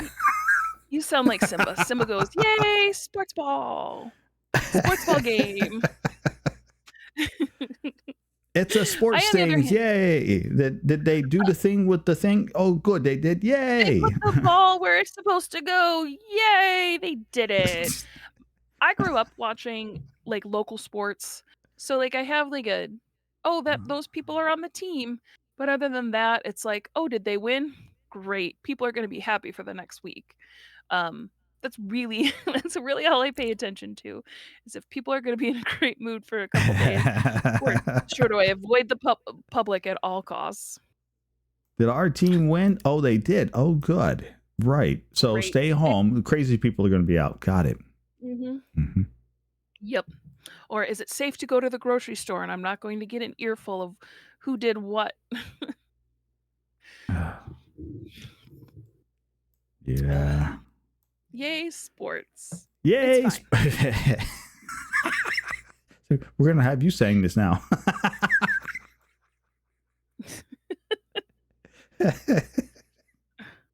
It's fine.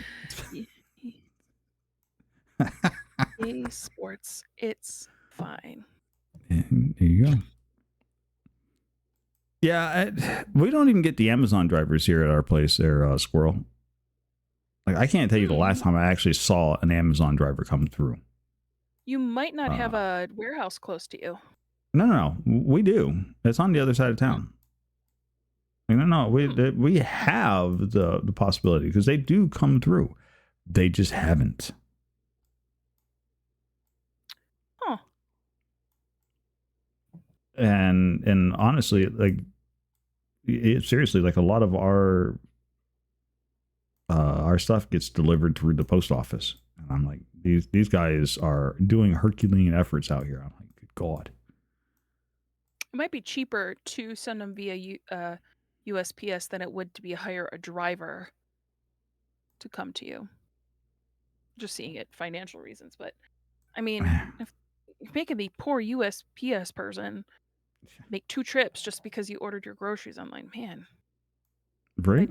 You're probably paying for another driver with ordering groceries online every week.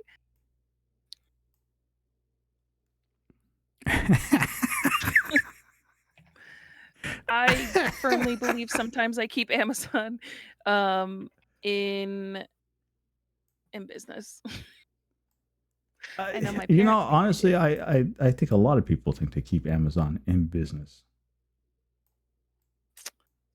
I try not to. Well, I mean, okay, but I look at Amazon the same way that I would look at like Walmart, right?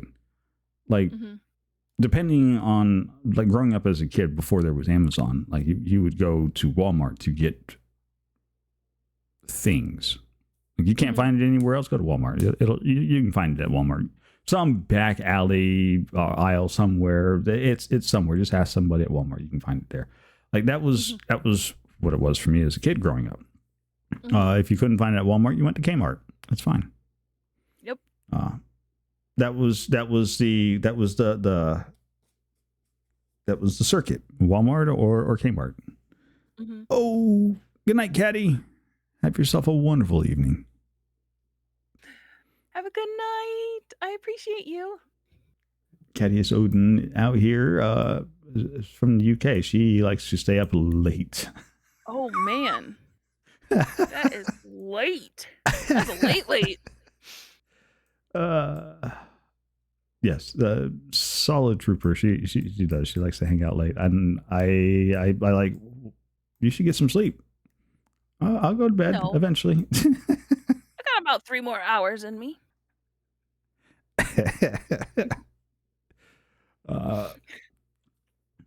But I feel like it's the circular nature of consumerism, right?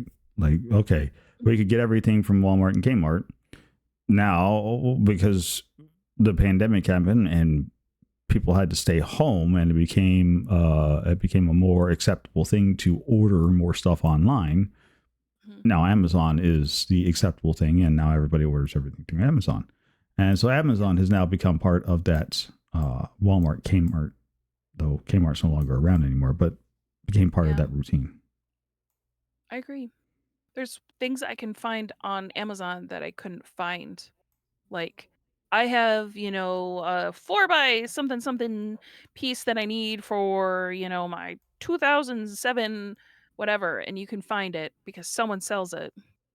And you're like, that is a weird piece I didn't know would exist without buying a brand new whole thing, and you can find it on Amazon. Even my parents who aren't like technologically savvy are using it. They're like, I love Amazon. I can get anything delivered to my door. You don't talk like that. So the old Sears and Roebuck catalogs were for specialty items. Like if your generic run of the mill everything that you needed day to day, you went to Walmart or Kmart for. The Sears and Roebucks, you pulled those out for Christmas shopping. I remember getting them very well. You knew it was getting close to Christmas when that showed up at your door. That and the Toys R Us catalog. Yes. Which, funny enough, I worked both for Sears and Toys R Us at one time or another.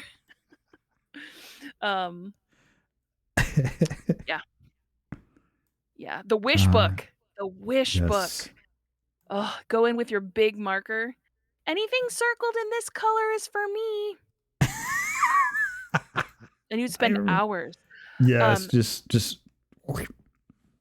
Now, Amazon has their own version of the Wish book that shows up. And my kid, it came out, she was probably about 2 or 3. And, when she's got very little vocabulary, but she's still talking. And it was the period when The Mandalorian the first season of The Mandalorian had come out. And all of, maybe it was right before the show actually started, but they started dropping merch for it. And everything was Grogu. And my daughter still to this day calls him Baby Yoda. But it was one of the first big words she ever said. She was looking through the book and she came to the Star Wars and she goes, "Oh, Baby Yoda." And I was, Star Wars nerds' dream is to hear their child say Star Wars words. And still to this day, that Wish book comes around. That girl's reading it. Yep. That is fantastic. I want the Wish book. I haven't looked at a Sears and Roebuck catalog in so long. The Sears doesn't exist. No, they don't.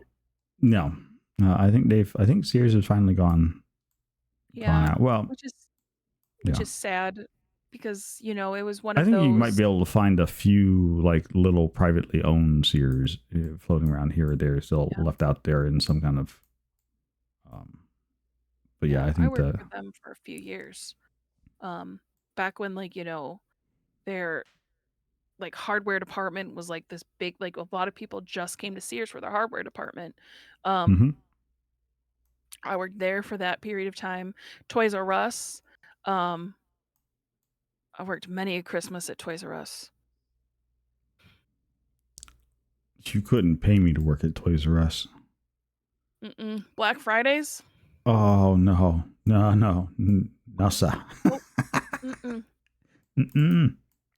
That's why I am gracious to every retail worker, because I was once in their shoes and no, thank you. Never again. Never. Every time I see somebody working retail on Black Friday, I'm like, you seriously doing God's work out here, buddy? You more power to you. I'm out. Throw up the, what is that? What's that? from Mockingjay. Yeah. I throw that up, man. Because Just yeah. couldn't pay me enough to go back into the retail business. So anyone that's working retail, thank you for your work. That is a job and a half. And they clearly don't get paid enough. No, absolutely not. For dealing with the public, not even a little bit. Not even a little bit. You guys are doing good on that puzzle. Man. Lovely cup of coffee. It looks good. You guys are doing great. It's down to the solid color pieces. Now it's just like grab a piece and then just kind of move it around till it fits. It snaps in place. Yep. The only grayscale. No, it's not. Well, yeah, there's a little bit of black left over here and some here and.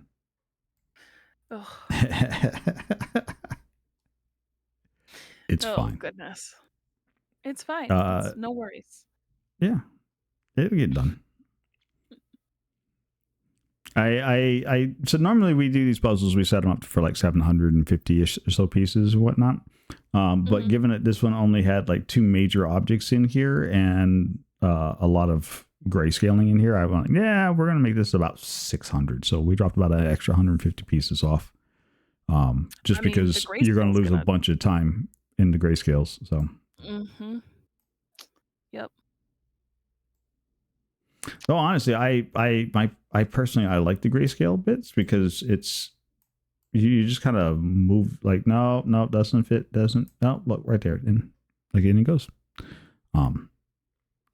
So I actually like these monochrome colors a little better because you can, especially when you start getting towards the end here, it's just try it in every slot, brute force the piece. You're looking for dust in the picture. I've got a piece of dust. I'm not letting it go till I find it.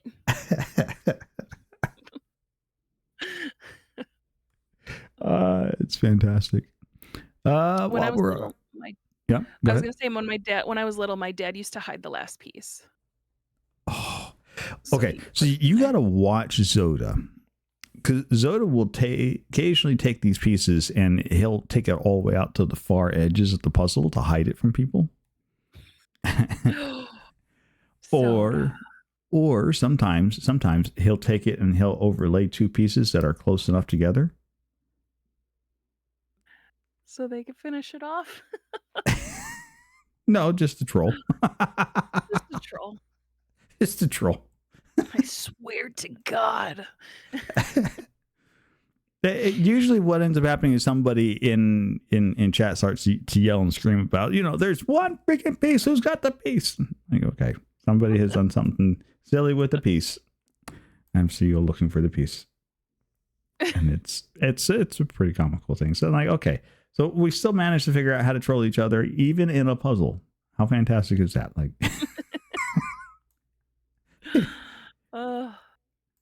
you either have far too much time or you're just really clever.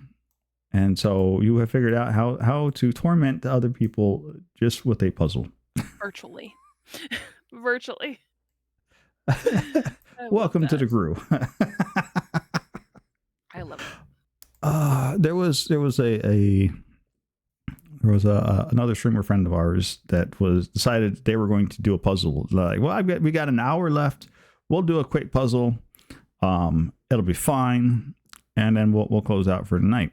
And they're like, everybody can come play in the puzzle. And I was sitting there just listening in on the stream. I'm like, you think you're gonna get done with that puzzle in an hour? I'm like, oh yeah, a little quick 500 piece puzzle. I'm like, yeah. So I got in there and I started making like little piles with the pieces really fast. Tons and tons of little piles all over the place. 4.5 hours later, they finally finished that puzzle.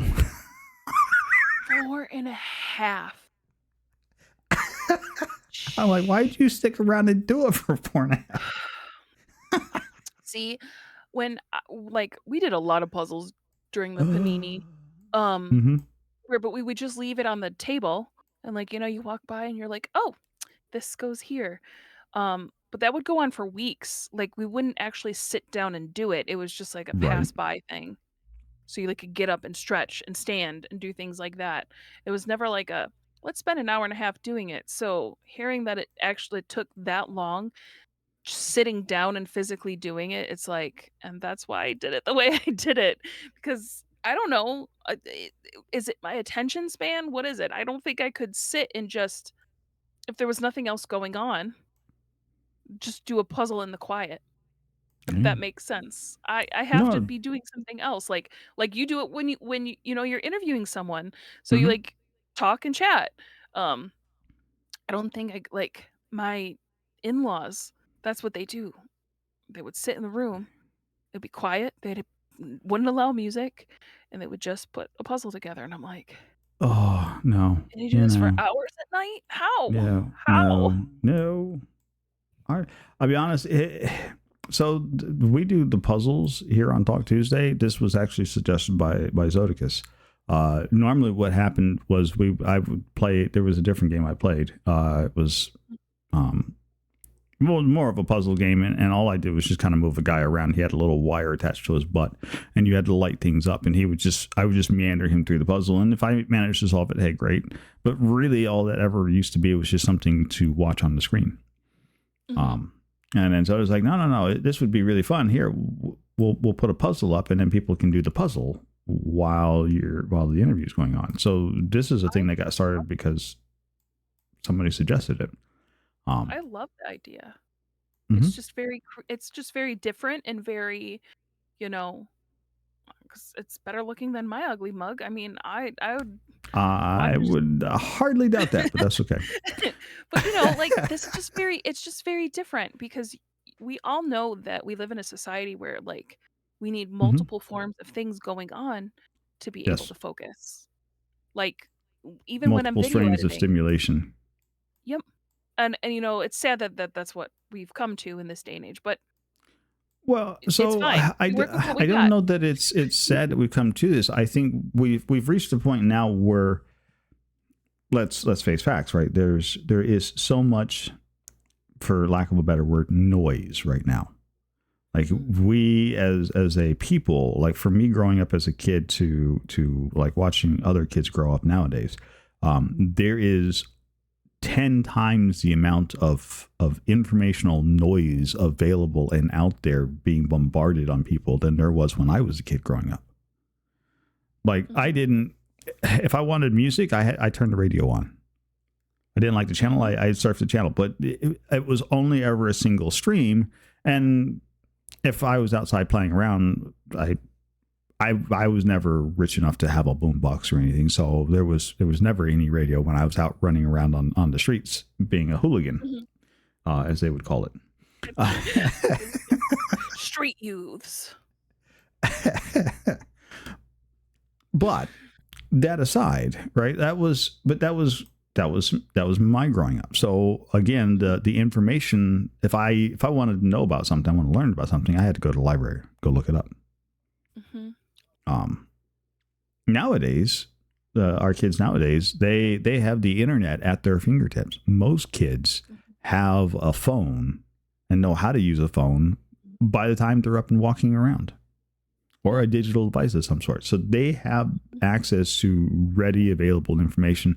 So they're constantly trying to uh, their brains constantly sifting through large quantities of information. Mhm. Um, and I think that breeds this necessity to constantly have all the noise because that's what you're used to. And if you don't have the Yeah. noise, then there's something not right with your world.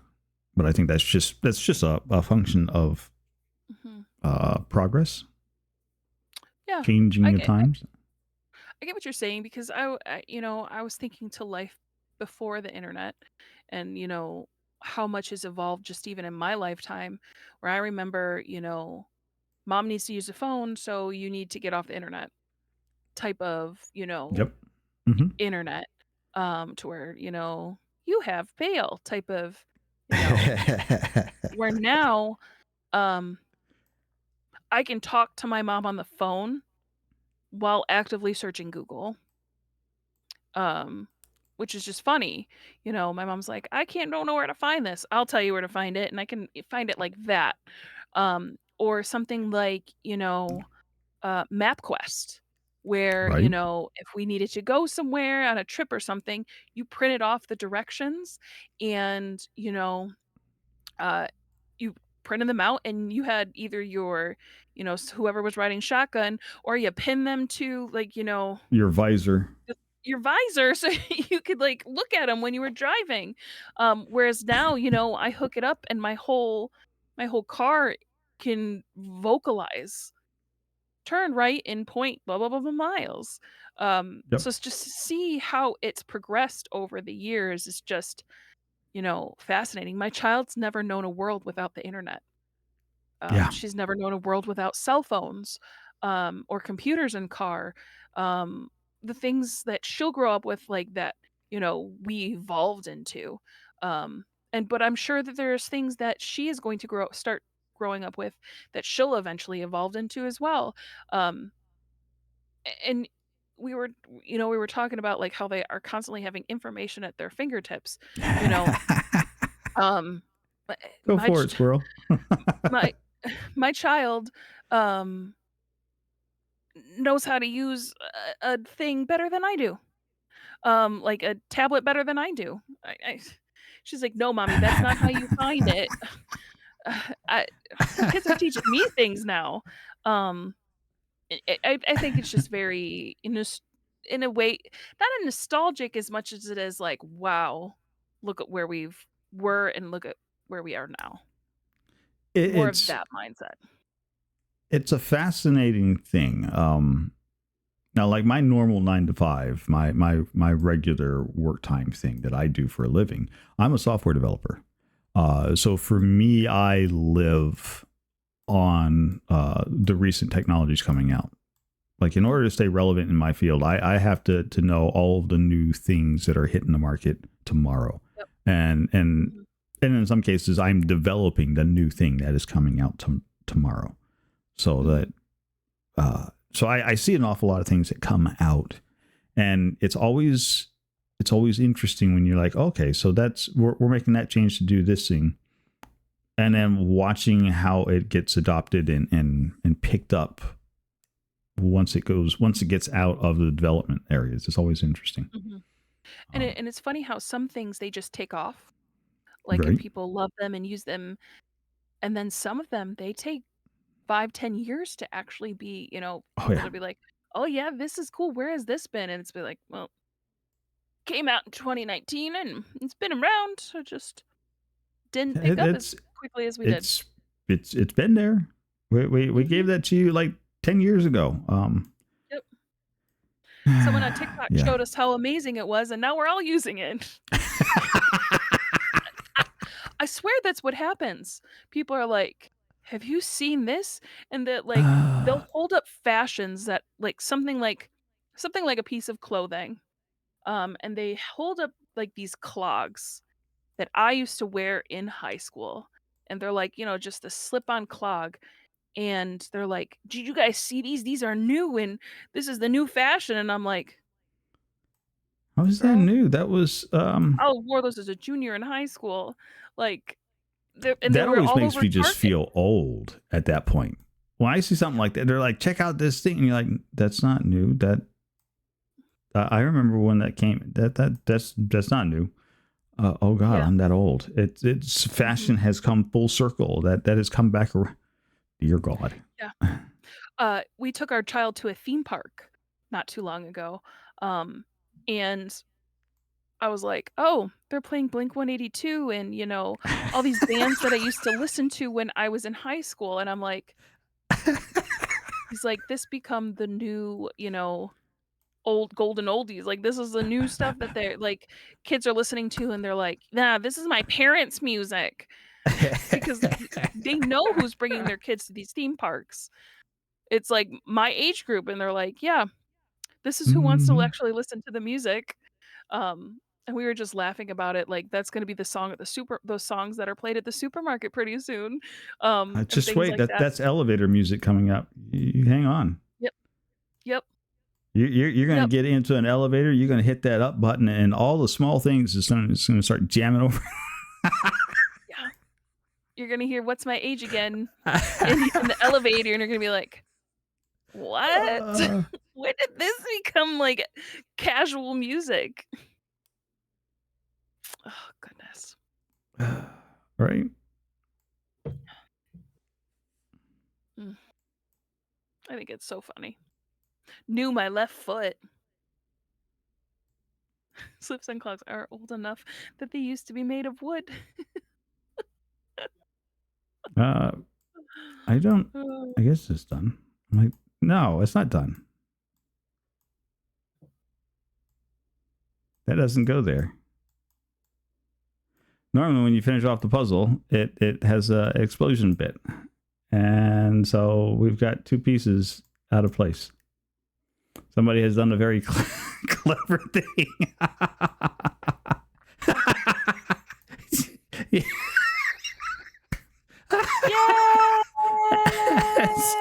So you remember I was telling you about trolling, right? That's there you go. Yay! GG's. It only took you 2 hours. GG's, y'all. That's not bad. Not bad at all. Not That's in the beautiful. least bit. Here's a nice, fresh cup of coffee. I'm pretty sure that is the type of coffee that you're thinking about, where you put it all in a thing and Yep. you put it over the stove. Yes. That's exactly what that is. So my brother-in-law is from India, and he tried to make us coffee like that once. He's like, "My parents make coffee like this all the time. I think I can do it." No. There is an art form to that. I've seen it over hot sand before and things like that too. No, he just did it at an Airbnb when we were visiting, and I was like, Oh. "Honey, there's grinds in here." Yeah, I'm like, because "Ow." you're supposed to pour that through a filter into the glass.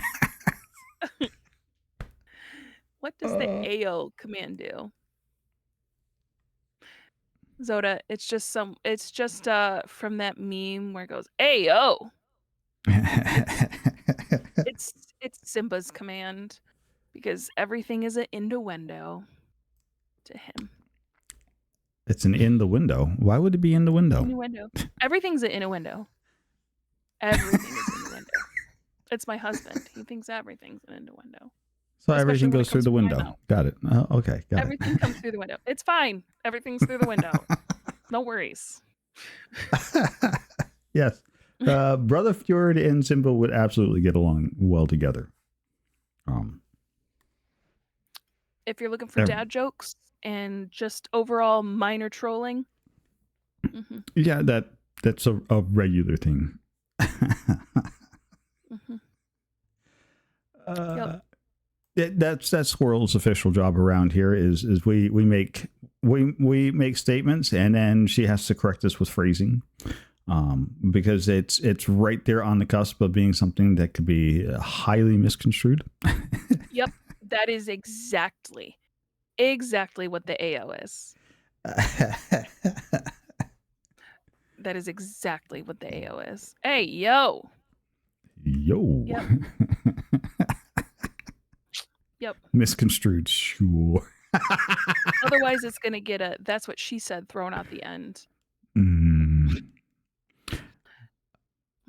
yep. Here we go. Cadius Odin, while she is gone, they'll come back and watch the VOD later on, I'm certain of it, would like to know, what is your top 5 favorite video games?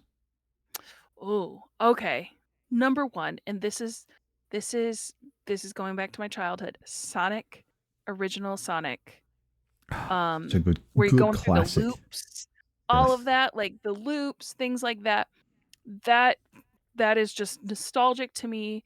The sound, dun, dun, that the whole soundtrack, everything, pixels, that is top. Was I ever good at it? No, but it was one of the first video games that I ever picked up, and so, you know, just that first level is just very it's bled into my mind. Um, Green Hills. yep, yep, and I could never get the loop for the longest time. Um, but that's one. Uh, there was a Power Rangers game that still I loved Mighty Morphin Power Rangers. They were like one of the first fandoms I was a I part was of. so upset over Mighty Morphin Power Rangers. Like that Really? franchise came out, and I went on like a huge boycott. I couldn't stand it. Okay, I Really? thought when it came out, Mighty Morphin Power Rangers. When I first saw like the graphics and everything else, I'm like, okay, what they've done is a live action Voltron, and I was excited for that.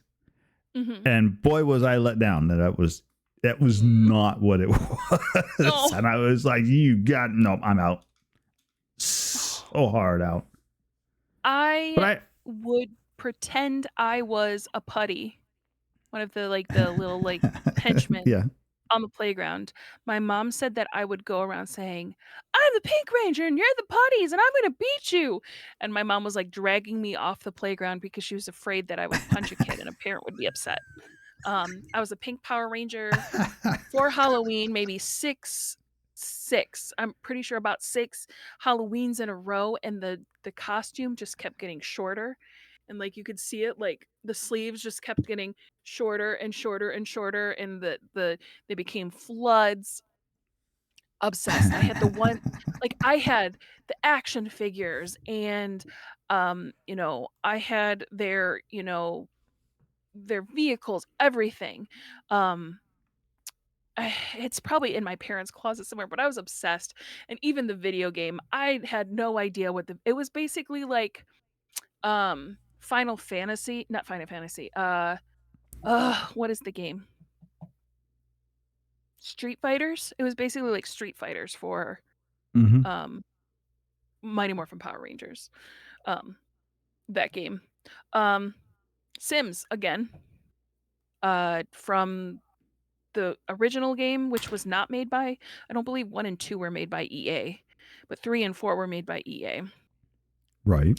1 and 2 probably were amazing. 3 and 4, honorable mentions. I mean, to try even play Sims 1 anymore is like on a recent computer just doesn't work. What else? Stardew Valley.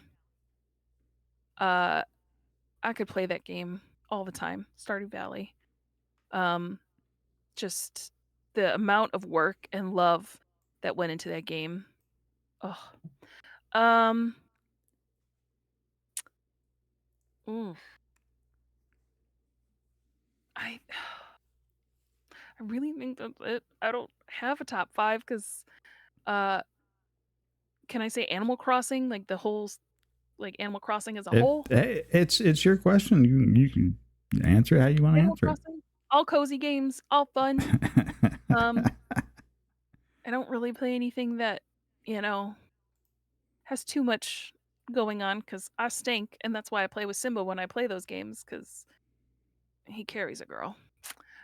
Uh, yeah, I'm gonna say that. I'm gonna say, original Sonic, Mighty Morphin Power Rangers, the video game, uh, Stardew Valley, Sims, and Animal Crossing. I'm gonna say that. Those are my final answers. There you Final go. answer. Yeah, Power Ranger. I grew up on Voltron. Like I had the entire original Five Lion set back in the day when I was a kid. It's like Voltron was my solid jam. And so when I saw Power Rangers coming out, I'm like, oh look, they're reinvigorating the series and they're going to make it live action. I was so down for that. And then watched the first one. I'm like, what is this hot garbage?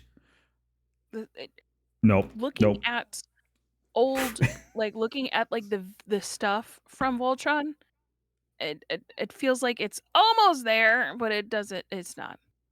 It looks like there's more drama and like stuff in Mighty Morphin Power Rangers than there looks like there was in Voltron.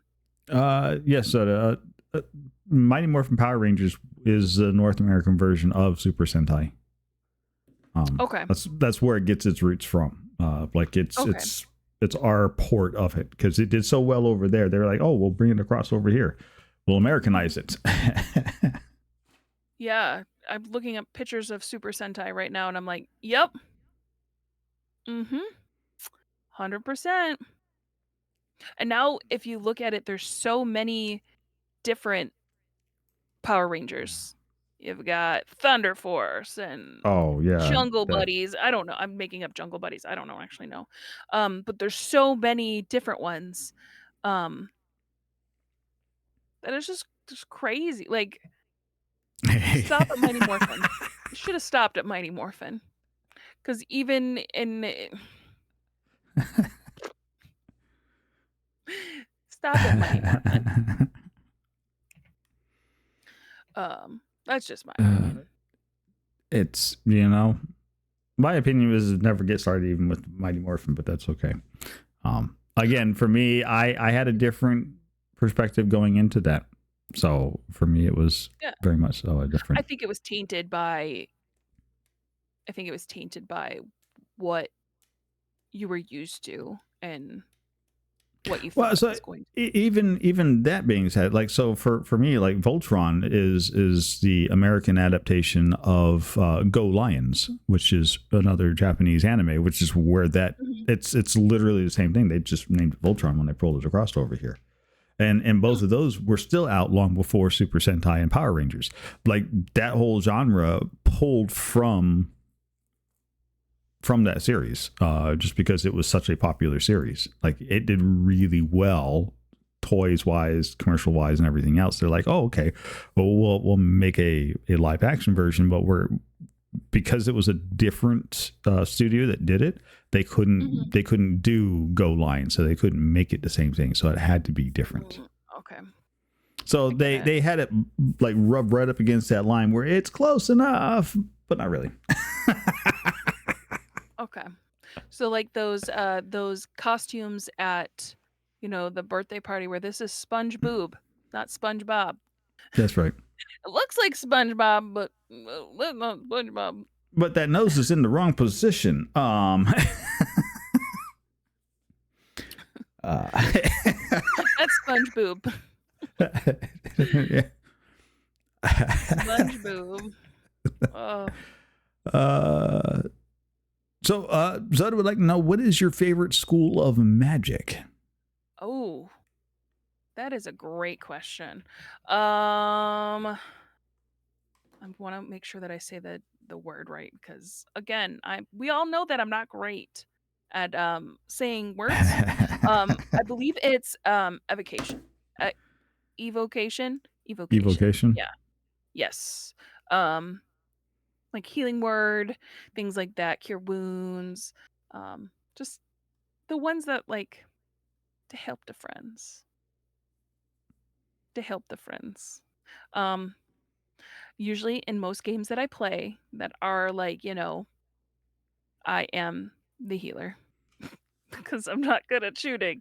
I do play a lot of not good at shooting, so might as well heal. But I do like illusion as well, because I do like silence and things like that are just like, ha, middle finger, like type of stuff too. That kind of stuff. Right. I don't know. Yeah.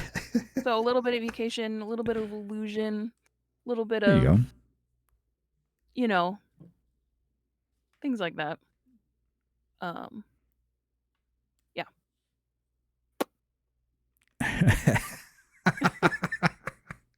I tend to stick in the same when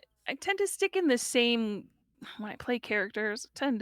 Especially in D&D, rogue, bards, wizards. Well, so our fuck around and find out group does not have a dedicated healer. We have a violent healer, and that is our professional rogue, and he shoots us with arrows to heal us, and he throws potions at our heads to heal us.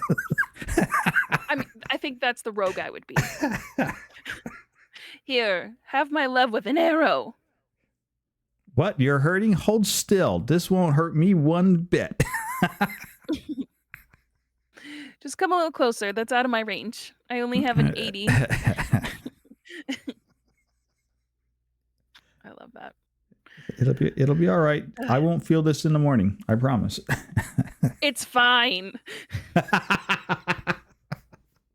No worries.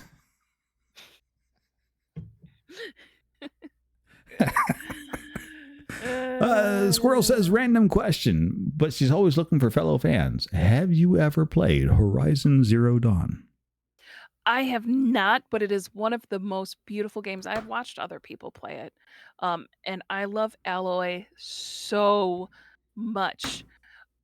So much that I like went down the rabbit hole of people cosplaying Alloy. Oh, which Alloy, if you don't know, Alloy is the main character. But just the way they made the art and just overall graphics of that game, it should be on my radar, but I haven't played it before. Now Squirrel, now I'm gonna put it on my wish list. Now I'm gonna put it on my wish list because Alloy is just I love her so much.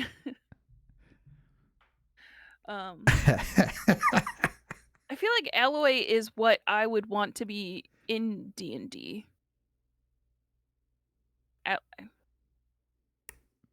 I laugh because Squirrel has done a... When I was talking with Squirrel and I was like, okay, so what got you into streaming? The Horizon Zero Dawn is the thing that got her in, because she was like, they were doing it wrong. So I started streaming so I could show them how to stream Horizon Zero Dawn right. Oh, jeez. It is 75% off right now. It is $12.50 from regular $50. Okay. I know what I'm asking Simba to buy me tonight. Simba, you want to buy me another game that goes in my pile? Oh, I'm gonna play it.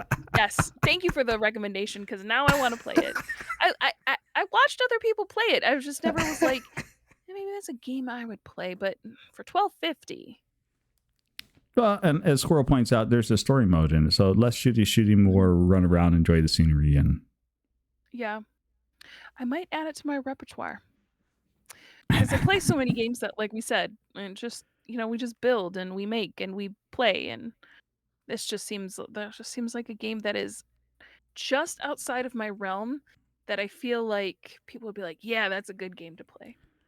Yes, the world is just so gorgeous. And I love when I think it's so badass. Like one of the most badass things I think person can do in a game is shoot their bow and then roll. Because I am so uncoordinated that I would end up shooting by like foot or something. I just think it's so cool. Like roll out of the way. I just think it's so badass.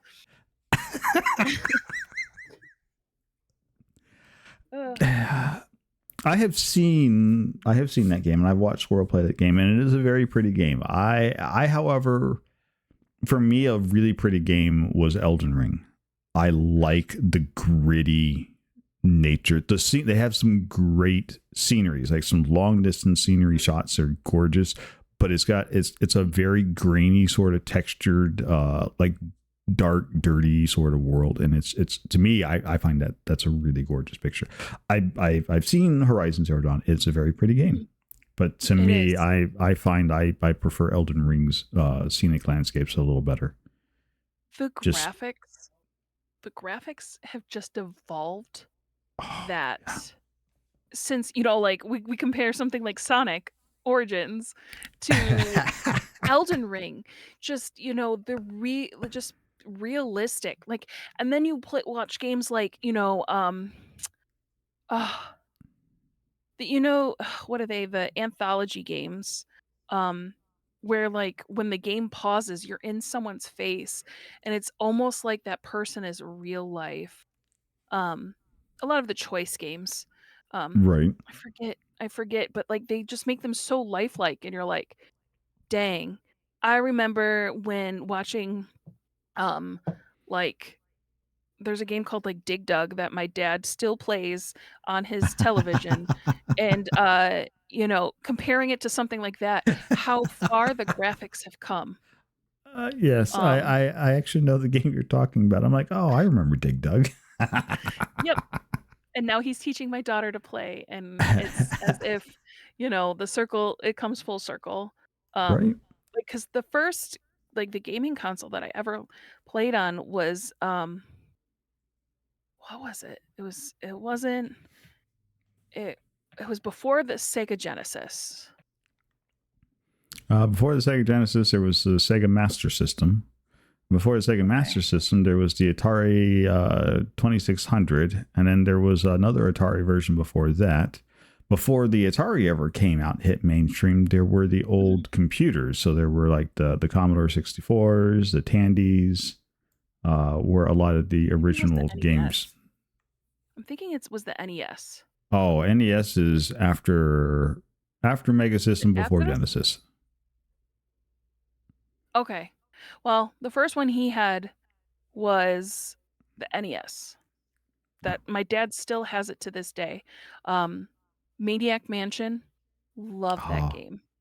Love Maniac Mansion. The football game. I don't remember. My dad loves the football game. Still plays it to this day. He had it refurbished and everything.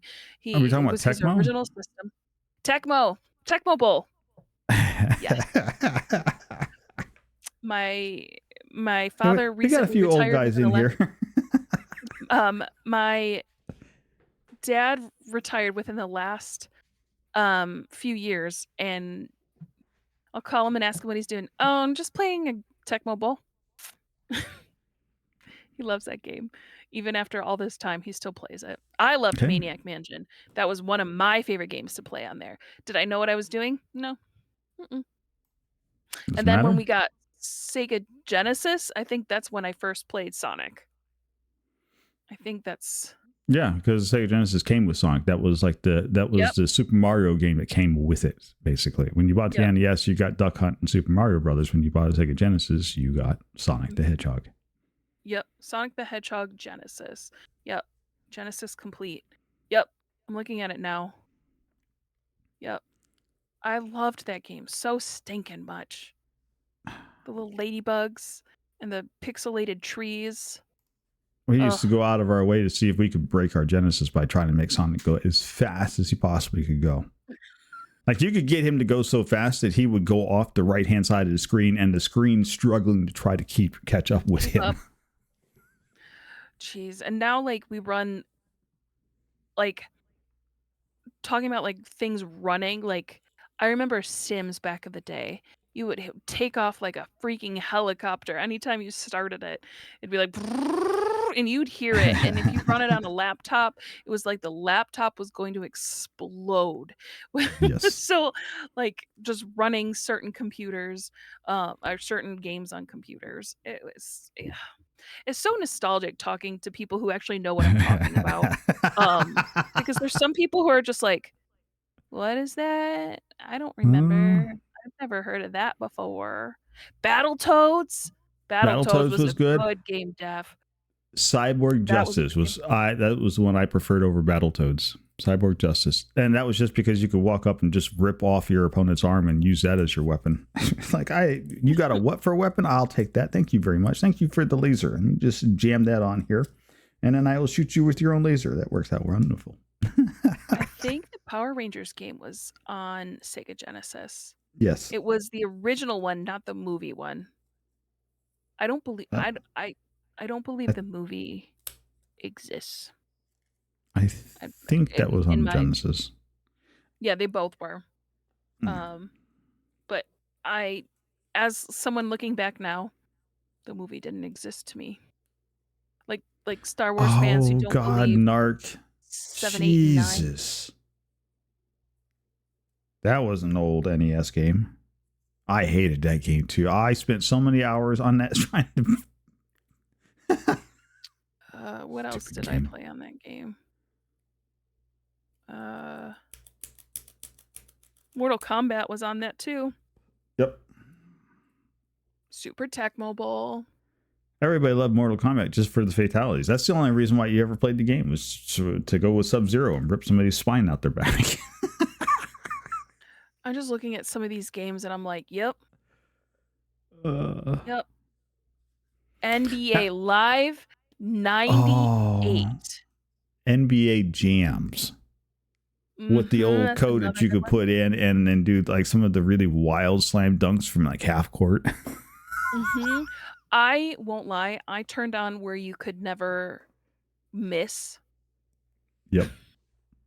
And it just played that way. And my dad's like, man, you're really good at this game. I'm like, mm-hmm. Yep. I'm so good. Watch this half court shot, Dad. I did it. Same with like NHL. And I'm just seeing now that there was like a Dungeons and Dragons game. Yep. I did Gauntlet was also a good one. Oh, that was a classic. I didn't start like playing Dungeons and Dragons until the Panini happened. And I only started so I could spend more time with Simba. And now, look at me. I play more than him. I play more than him. Golden there's Axe. another game. We're diving down deep into the old classics now. Beavis and Butthead. I was not allowed to watch Beavis and Butthead. Oof. Frogger. Man. Tiny Toons. Red Wizard needs food badly.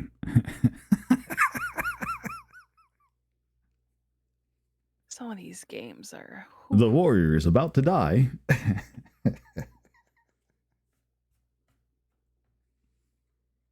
Man. Clue. I remember attempting to play that one. Clue. It was always Colonel Mustard in the billiard room with the lead pipe. Mm-hmm. And The Little Mermaid. The Little Mermaid game. Yep. Nope, never had that one. Never played it. And it's one of my favorite. I saw the movie on the game on the shelf. I'm like, there's no way. I grew up with two little brothers. There was three of us boys. You weren't bringing Little Mermaid home to stick on our game station for nothing. That was not happening. Two girls. I am the oldest of two girls, and I sometimes think my dad did think that like his children as girls, we couldn't play video games, but I think now as an adult I play them more than he probably did. So when he fed the monster. I mean, we grew up, we had, his NES, the Sega Genesis, PlayStation, PlayStation 2, Yep. and then the Wii. Like, so plus the Dig Dug thing, like, cuz he has it on this like little bring back the joys of yesteryear, and it's like this like little joystick thing, and I don't know. Hook it up to one of the TVs, and we grew up on those. Technology is gotten so advanced now that what used to be an entire console can now fit in the palm of your hand. Yeah. We took a trip to the video game museum in Texas once, and they have like a giant Atari. And I brought my dad, and he was like, if little me could see me now.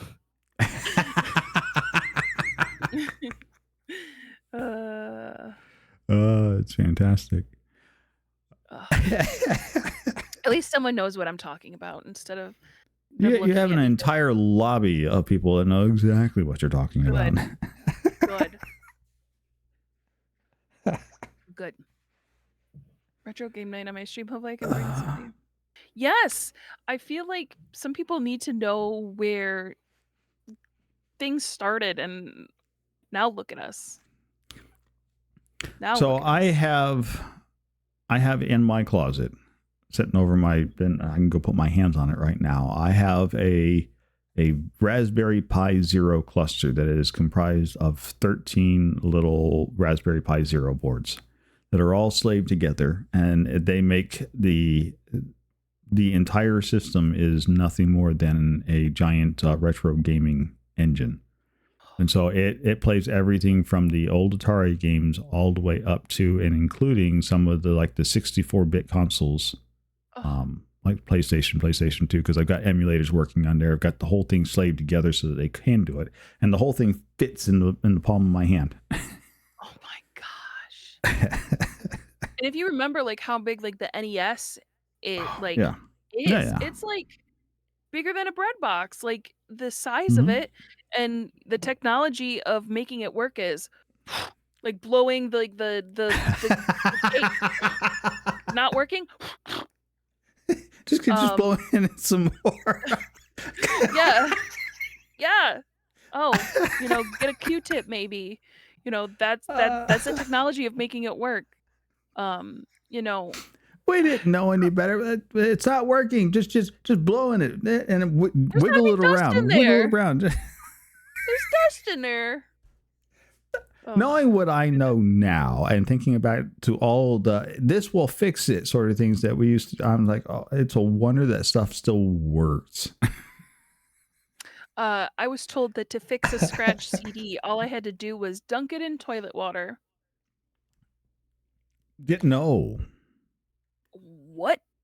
No. What? How does that fix a CD? It just puts fecal matter all over your CD. What? Just put- I don't know. I don't know. The lies that we were told about technology back in the day, and the lies still told today. Have you tried unplugging it and plugging it back in? Hello, Taya. Welcome in. Yeah, it just it never just it's just one of those things that looking back on things nowadays, you're like, wow, and somehow A, we survived, and B, those old systems survived. Like, Yeah. it's just Like my dad's Ooh. NES is still kicking. Now, Right? did it have to get like totally kind of like taken apart, cleaned out, and put back together? Yeah, but still works and works All well. original parts. Yep. I wish I could do that for me and just take me apart, put them back together. Some knees. You Going say back, we say maybe? things like that, right? And as we're saying that, all I'm thinking of is Cave Johnson from Portal. They're like, yes, all you have to do is let us take you apart. We'll give you a spit shine on your parts. We'll throw you right back together again. That's it. Just Oh, I love Portal. Portal was one of the first games that my husband and I played together. He's like, I think you'll like Portal. I was like, okay. I Portal like 2. Portal just because listening to Gladys just trash talk you the entire time. I would just stand still in the room just to listen to her just trash talk me because it was so funny. I'm like, that is the most meanest computer game I've ever like. They intentionally made somebody like, here's your lines. You want me to do what to the player? You want me to constantly berate them as they try to play this game? Okay, it's your game. Okay. Ugh. And it was such a well done game, and Gladys was so good. I never laughed so hard playing a game the first time. I've like Portal is in my Steam library, has been in my Steam library for years, and I've got probably a couple thousand hours in the game. I keep going back and playing it over again. Which one do I have? It's probably Portal 2, I think. I think Portal 2. And I don't have it's Portal 2. That's the game that we played together. I don't have very many hours in it. But they're still making, the thing is, it came out in 2017. They're still making they're still making patches and updates on it. When the developers are still making things on it, like, it's a good game. Right? Like, like it's solid. there's a developer who cares.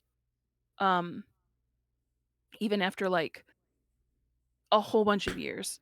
Um, like there's so many games that I've loved that, uh, Payday. I think it's Payday 2 that we just go around and it's one of those games where you fuck around in the game. Like it's one of those Right. only shooting games that I play. But they have because the game has been almost abandoned, like they have like gear for the thing that says dead game. Like and that was the last update they had is making like gear for your person that says dead game. Um but something like Portal, like has been around for so long, but they're still making updates, which is Mm-hmm. beautiful. That's what you want in a game. Well, it's got a huge thriving community still. Mhm. I mean, Yep. there are people still modding the especially in Portal 2 since they released the community map where you can make your own maps for the game. Like people are still making maps for that game. Oh, wow. Like you can go in there, hit the community section, and find a brand new map created within the last couple hours of, and it's just puzzles, just Man. puzzles, and people are still doing that to this day. And you're like, okay, It's just people when a developer loves a game and continually puts the work into it, you can see it, and that's why I feel like the community flourishes because the love that the developer has for the game. Now, I but mean, up I'm to a looking back. point. But at the Yeah. same token, I think if the developer does a game right and they're supportive of the community, then there comes a point where the game kind of takes on life of its own. The community takes up the game from that point on, and then they run with it. And a smart developer steps back out of the way and lets the community do what they want. Like he's done the major thing, and as long as nothing is breaking horribly all Mhm. over the place, Yeah. go at it. Let them do whatever they want to do. Let them have fun. Um, Far Yeah. too often I've seen developers are like, but that's not the way I intended the game to be played, so I have to fix that. Like, no, you don't have to fix that. Mm-mm. It's not hurting anybody. Let them do it. Let them do the thing. So what if they found some kind of game breaking bug or whatever that lets them skip a level? Who cares? They're having It's fun. not like it's affecting anyone else's gameplay. Like I understand in games like, where got open lobbies and things like that, something like Dead by Daylight. Um Yeah, but but, in but something like Portal 2, yeah, who you're cares? not yeah, you're maybe playing with one other person, but they're not going to mind skipping a level or two. And I It's was not. mistaken. This game came out in 2011, not 2017. That's when I first started playing it. It's not that critical of a thing, I think, especially if it's at a point where you've released it, you're no longer developing on it. Like Mhm. if it's a sizable enough bug fix that is causing people to lose progression, lose their game data, lose their whatever, fine, fix that. That's worth fixing because you're that bug is ruining somebody's enjoyment of your game. Mhm. But if they have played the game enough times that they have found this weird, strange race condition where you have to like smash your A key and your X key 50,000 times together while standing here holding the left mouse button and it's Mhm. just weird thing. Like they have put an awful lot of time in there to figure out how to do that thing. Let them have it.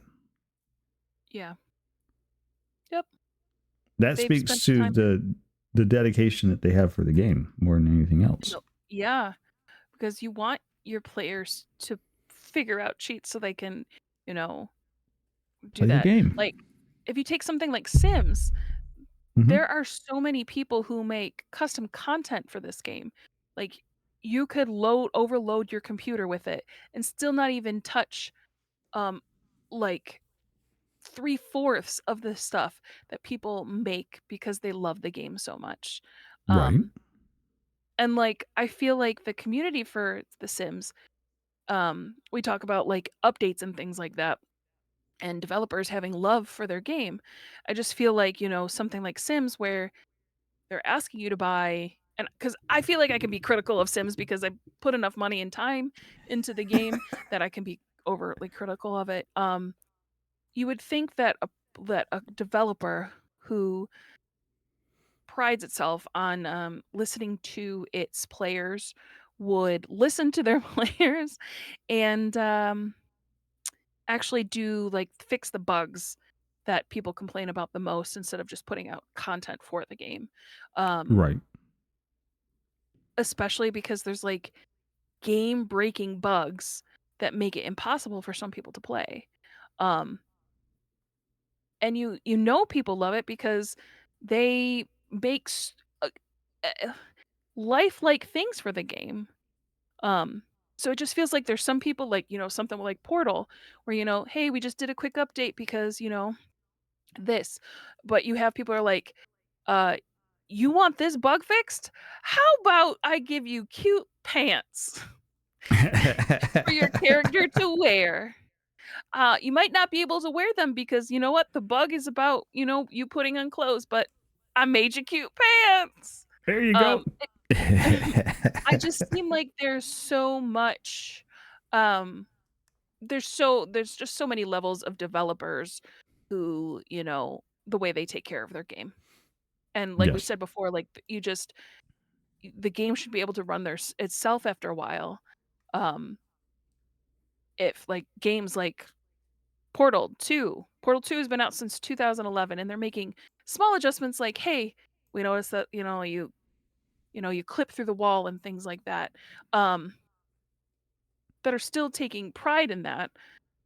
But something like Sims, who's also like a 10-year-old game, and still so many problems. I don't know. Maybe I'm being overly critical, but I just feel like there's that No, it's line. fine. I feel like There EA is. cares more about money than their players. Bates and I on the same page again. Same page again. Make some new friends tonight. It's right. That's that tadpoling. It's that tadpoling, as they call it. It is sharing that brain. Just don't Okay. put the tadpole in my eye. Oh, no thanks. No, hard pass. I will pass on that. Thank you very much. We are in the last 10 minutes now. So we are coming down to your last two questions. Okay. And then you have to make a choice of where because we always rate out at the end of the day. We do that because number one, we like making new friends. And number two, the whole purpose behind Talk Tuesday is to introduce you to a score of new people. But at the same token, we can take everybody that we have here and introduce them to a score of new people that you suggest. So this is a way for you to, share the love around and help people make new friends. It's always a good time. Yes. So the first of your two questions, right? We are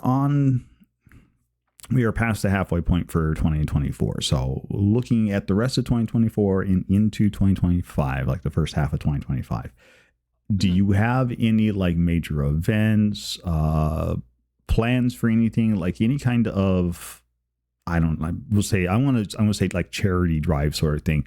That's just an example. Like any kind of big thing that you're like super excited for that you want to tell people about. So like, hey, you don't want to miss out on this thing that's happening over here. Like, do you have anything like that coming up that you're... Yeah, for sure. I belong to a super cool group called Spooky Judes, and we do a Ride the Raid event once a year. This is my first time, but I've been friends with these guys for a little bit.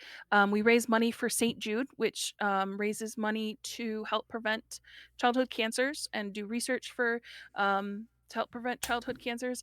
And the weekend of October 20. Let me see. I'm looking at my calendar. The 25th to the 28th, we're doing a Ride the Raid event. I'm streaming on that Sunday. I'll be playing a cozy, spooky game because, of course. And I have a goal, I believe, of $150. It goes straight to St. Jude. We're going to be doing weird giveaways. I'm going to be eating spicy beans, as well as super sour things, just goofy little things to, just raise money. I'm starting at 6 p.m. EST over on my channel. So it would be awesome if you guys could come hang out. Even if you can't donate, you just being there means a lot. That you support the mission. Yeah, absolutely. So it's fabulous. Yes. Something to look forward to. It now, is. what was that and date I'm again? very excited. It is October 27th at 6 p.m. EST. I thought you said October 27th. I was like, I think she said Yes, 27th. I October just want to double check. 27th. Yes. Yep. October 27th. Yes. There you go. Mark it in your calendars, folks. October 27th. Yes. You don't want to miss out on that. It's going to be a good time. It is. I'm going to be playing Love Ghosty, which is a matchmaking thing. You're a ghost and you matchmake little people. It's just a really super cute game. They're like, okay, we have to play spooky games. And I was like, I don't like the spooky games. Can I play this game? And they're like, yes, you can. I was like, yes. I don't like. I play one spooky game and that's it. And I've become numb to the game I've played so much. It's Phasmophobia. But I won't play any other spooky game. I don't like the spooky. I'd be honest with you. A couple of friends of mine drug me into a Phasmo game. They're like, this is going to scare you. This is going to be a horror game. We're going to scare you with this game. Come play Phasmo. I'm like, okay. So I went and played Phasmo and I laughed like an idiot the entire time. I'm like, there's nothing scary about this. Because I'm not a scary movie type of person, anything like that. So, like the first couple months playing, I was like, ooh, this is scary. And now I'm just like, go away. I'm just trying to figure out what you are so I can leave and get money. But it is one of my favorite games that I play that has no longer become scary. So Bates does a... Oh, no, it's fine. Whatever. Bates does a Phasmophobia every Sunday with a friend of hers named Red Fox Heritage. They do what they call the Ghost Birches crew, and they do it's an all-female Phasmophobia game that they do every Sunday. I love that. That's so freaking cool. So in my friend group, I am labeled Sugar Mama. Because I am completely maxed out on like the top items you can bring in the game, and I have 175k in game because I don't die. And it's not because I stay in the truck the whole time. I just don't die. And so they call me Sugar Mama because I always buy all of the items you bring in. Yeah, Bates usually ends up being exactly what her namesake is. She's usually the bait for the ghost. Oh. She usually dies first. Someone's got to be the bait. Someone has to be. Usually I'm the last person left, and they're like, okay, we have no evidence, and you need to figure out what it is. And I say, I close the gate, and I'm like, it's, and I close my eyes and guess. I'm not doing this alone. Shade. Oh, it wasn't? Oh, okay. Darn the luck. Oh, no. Better luck next time. All right, your final question for the evening. Okay. If you had to give a piece of advice to a younger you or a new streamer who's just getting started up, take your pick. Whatever is going to make it easiest for you to come up with the answer to the question, right? What would be that single piece of advice that you're like, oh, if I had known this when I was getting started, that would have totally made the biggest difference in my streaming journey to this point? What would be that piece of advice you would give to somebody? Stop looking at numbers.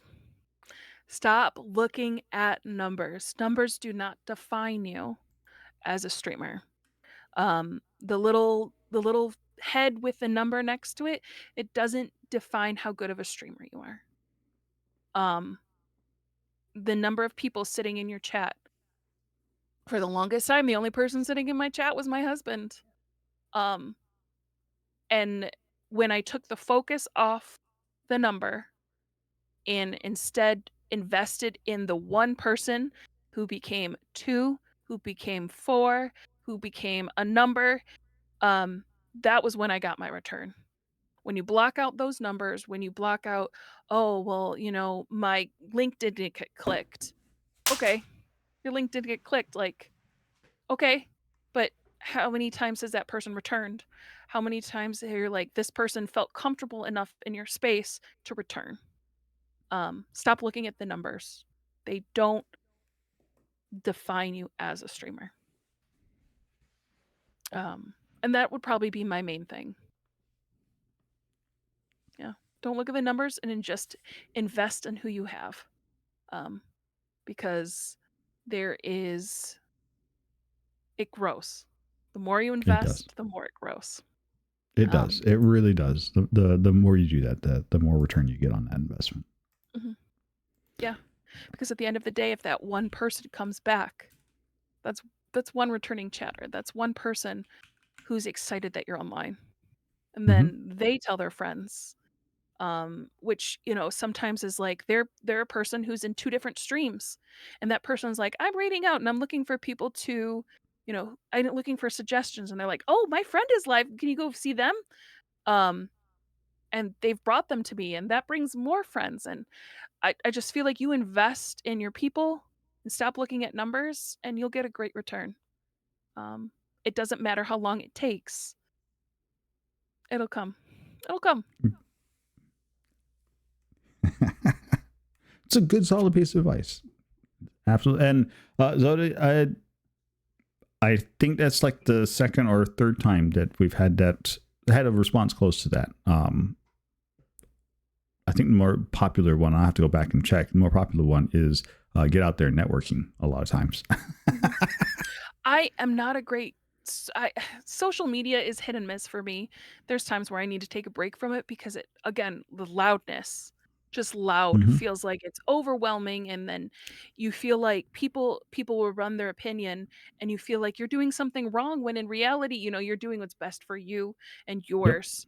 Um, like, yeah, put your stickler out there, but that's again, don't focus on the numbers, focus on growing, pouring into people. Yes. That's what I have personally seen is what brings the return, is pouring into people. You are absolutely correct on that. So, Well, yeah.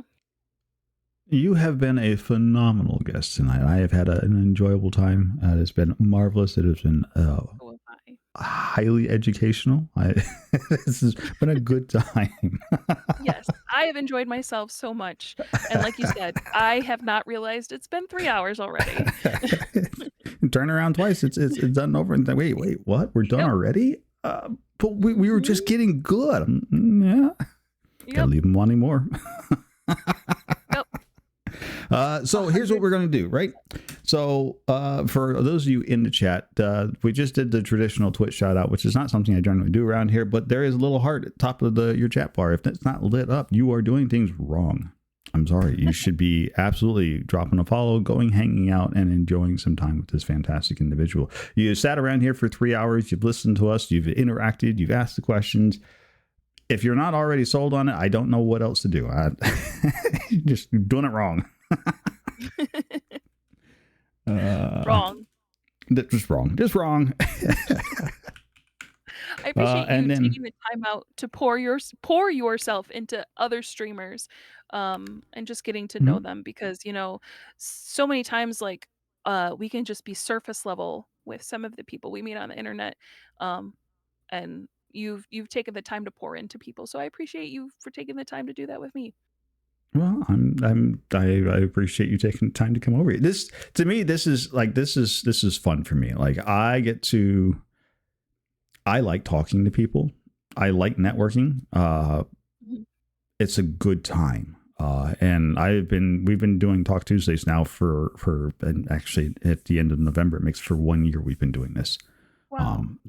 We have had a lot of people, and as really cool as that sounds, I'm looking at the fact that I am scheduled out with people to sit down and have the same conversations with here, meet new people all the way through to the beginning of next year. Like we're almost through January Wow. scheduled out. Wow. I That's figured I awesome. would be reaching an endpoint after like the first year. I'm like, if I can get 50 some people to agree to sit down with me, I'm doing good. We're actually looking at like closer to 60 to 70 people at this point. I'm like, okay, this has been. That's crazy. That's just great. Like, it's just how big small the world is. Mhm. if that's, you know, um, I don't know. I think of the Disney World ride. It's a small world after all. It is. It truly is It really because, is. you know, we both know Neen, and like that's just the cycle of like we both know this person. Oh, and that person know each other, and it's just um, you know, just that never ending, we know, I know, and yeah. Yeah. Well, I think next week we're gonna have your buddy Dewey Blue Eyes Dewey, Dewey, Dewey. is going to be on here Yeah. for next week, so that's gonna be a fun time. We're gonna sit down and get to know him as well. Mm-hmm. Yes. That's gonna be a But good time. yeah. Well, this has been a good time. I've yet to have a bad time on a Talk Tuesday. Every I Talk Tuesday think has been phenomenal. I think getting to know people is one of the most interesting, like people watching, it's one of the most interesting things to see what makes people tick. Mm-hmm. So, Okay. So last point of business for you, and that is you need to select a raid target. We have a collection of fantastic people who have had a chance to get to know you, and we want to go meet somebody new and then tell them all about the fact that they missed out on learning all about lovely you. oh. I'm going to send you to the friend that actually introduced me and Neen. Their name is Jojo Shiwa. She is a beautiful beam of light. She is my hair inspiration. I aim to have her hair. But she's the person I found on TikTok and like, just was like, "Hi, how are you? I heard you're a new streamer." And again, we've poured into each other, and now she's making my emotes. So I Nice. would love to show her some love tonight. Yeah, just stick the name in chat, so it makes it easy for me to copy and paste it into the little raid command. Okay. It makes life easy. I will make it easy peasy. There you go. There we go. We will absolutely go send this collection of fantastic and amazing folks over to go see them.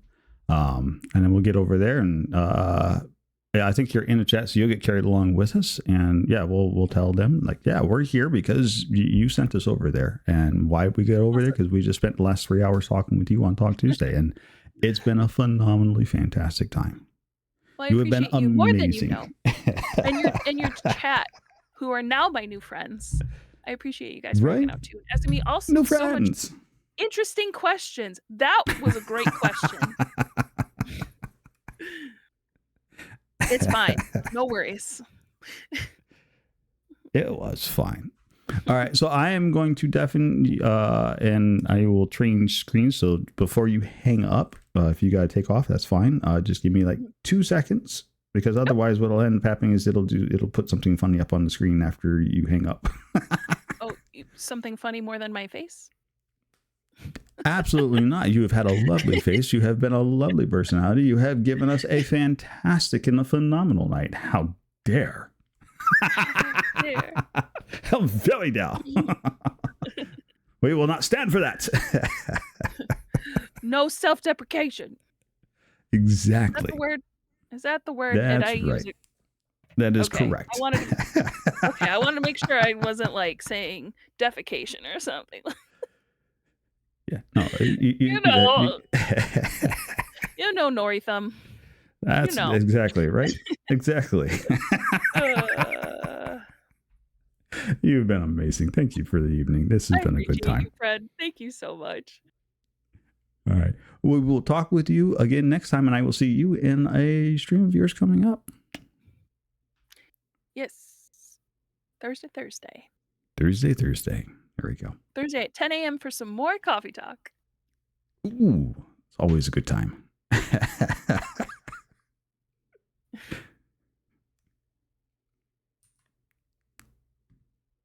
And that's the end. We're out of here. We're heading on out. Oh, Shine Bright has been a phenomenal guest for this evening. I hope you guys have had as much fun as I've had. This has been a fantastic night. We are now going to go send this raid on over to Jojo Shiwa. I think I got that right. Yeah, Jojo Shiwa. As suggested by Oh Shine Bright. We're going to go make a new friend. We're going to tell them about Talk Tuesday. We're going to tell them about all the fun things that they missed out on. And we're going to go tell them about our new friend that we've made. I hope that you guys have a wonderful night. Thank you for coming out and hanging out for another fantastic Talk Tuesday. You guys have been amazing. You guys have been fantastic. Next week on Talk Tuesday, Dewey Blue Eyes. We're going to see what makes this guy such a fantastic streamer. You don't want to miss out on that. Come on back for some more. Coming up in the future, we have, as you heard from Oh Shine Bright Thursday, they will be doing their stream on Thursday morning. You go check out for some coffee time with them. It's a good time, I promise. It's a good way to wake up and shine. And then we will see you guys back here on Friday nights for our Elden Ring shenanigans. Thursday, I think Squirrel's got some stuff going on Thursday evening. I think Zoda's got some stuff. Yeah, everybody's got stuff going on. You should be in and following everybody. Wednesday night, I think Haley Paley does her normal midweek Wednesday game, so you don't want to miss out on any of that. Like, there's lots of wonderful people doing lots of amazing things. Go catch them all. Stuff, right? Let's get this raid going to Jojo Shiwa. So there's raid messages. The first one's for all you lovely followers. The second one, or excuse me, for all you lovely subscribers. The second one's for all you lovely followers. Whichever one you can do, grab it, copy it, get ready to spam it. I promise I will get a Talk Tuesday raid message. I'm working on it. I just haven't done it yet. Until next time, continue to be the fantastic, fabulous, and amazing people that I already know you are. And until next time, well, you know how this goes. Bye for now.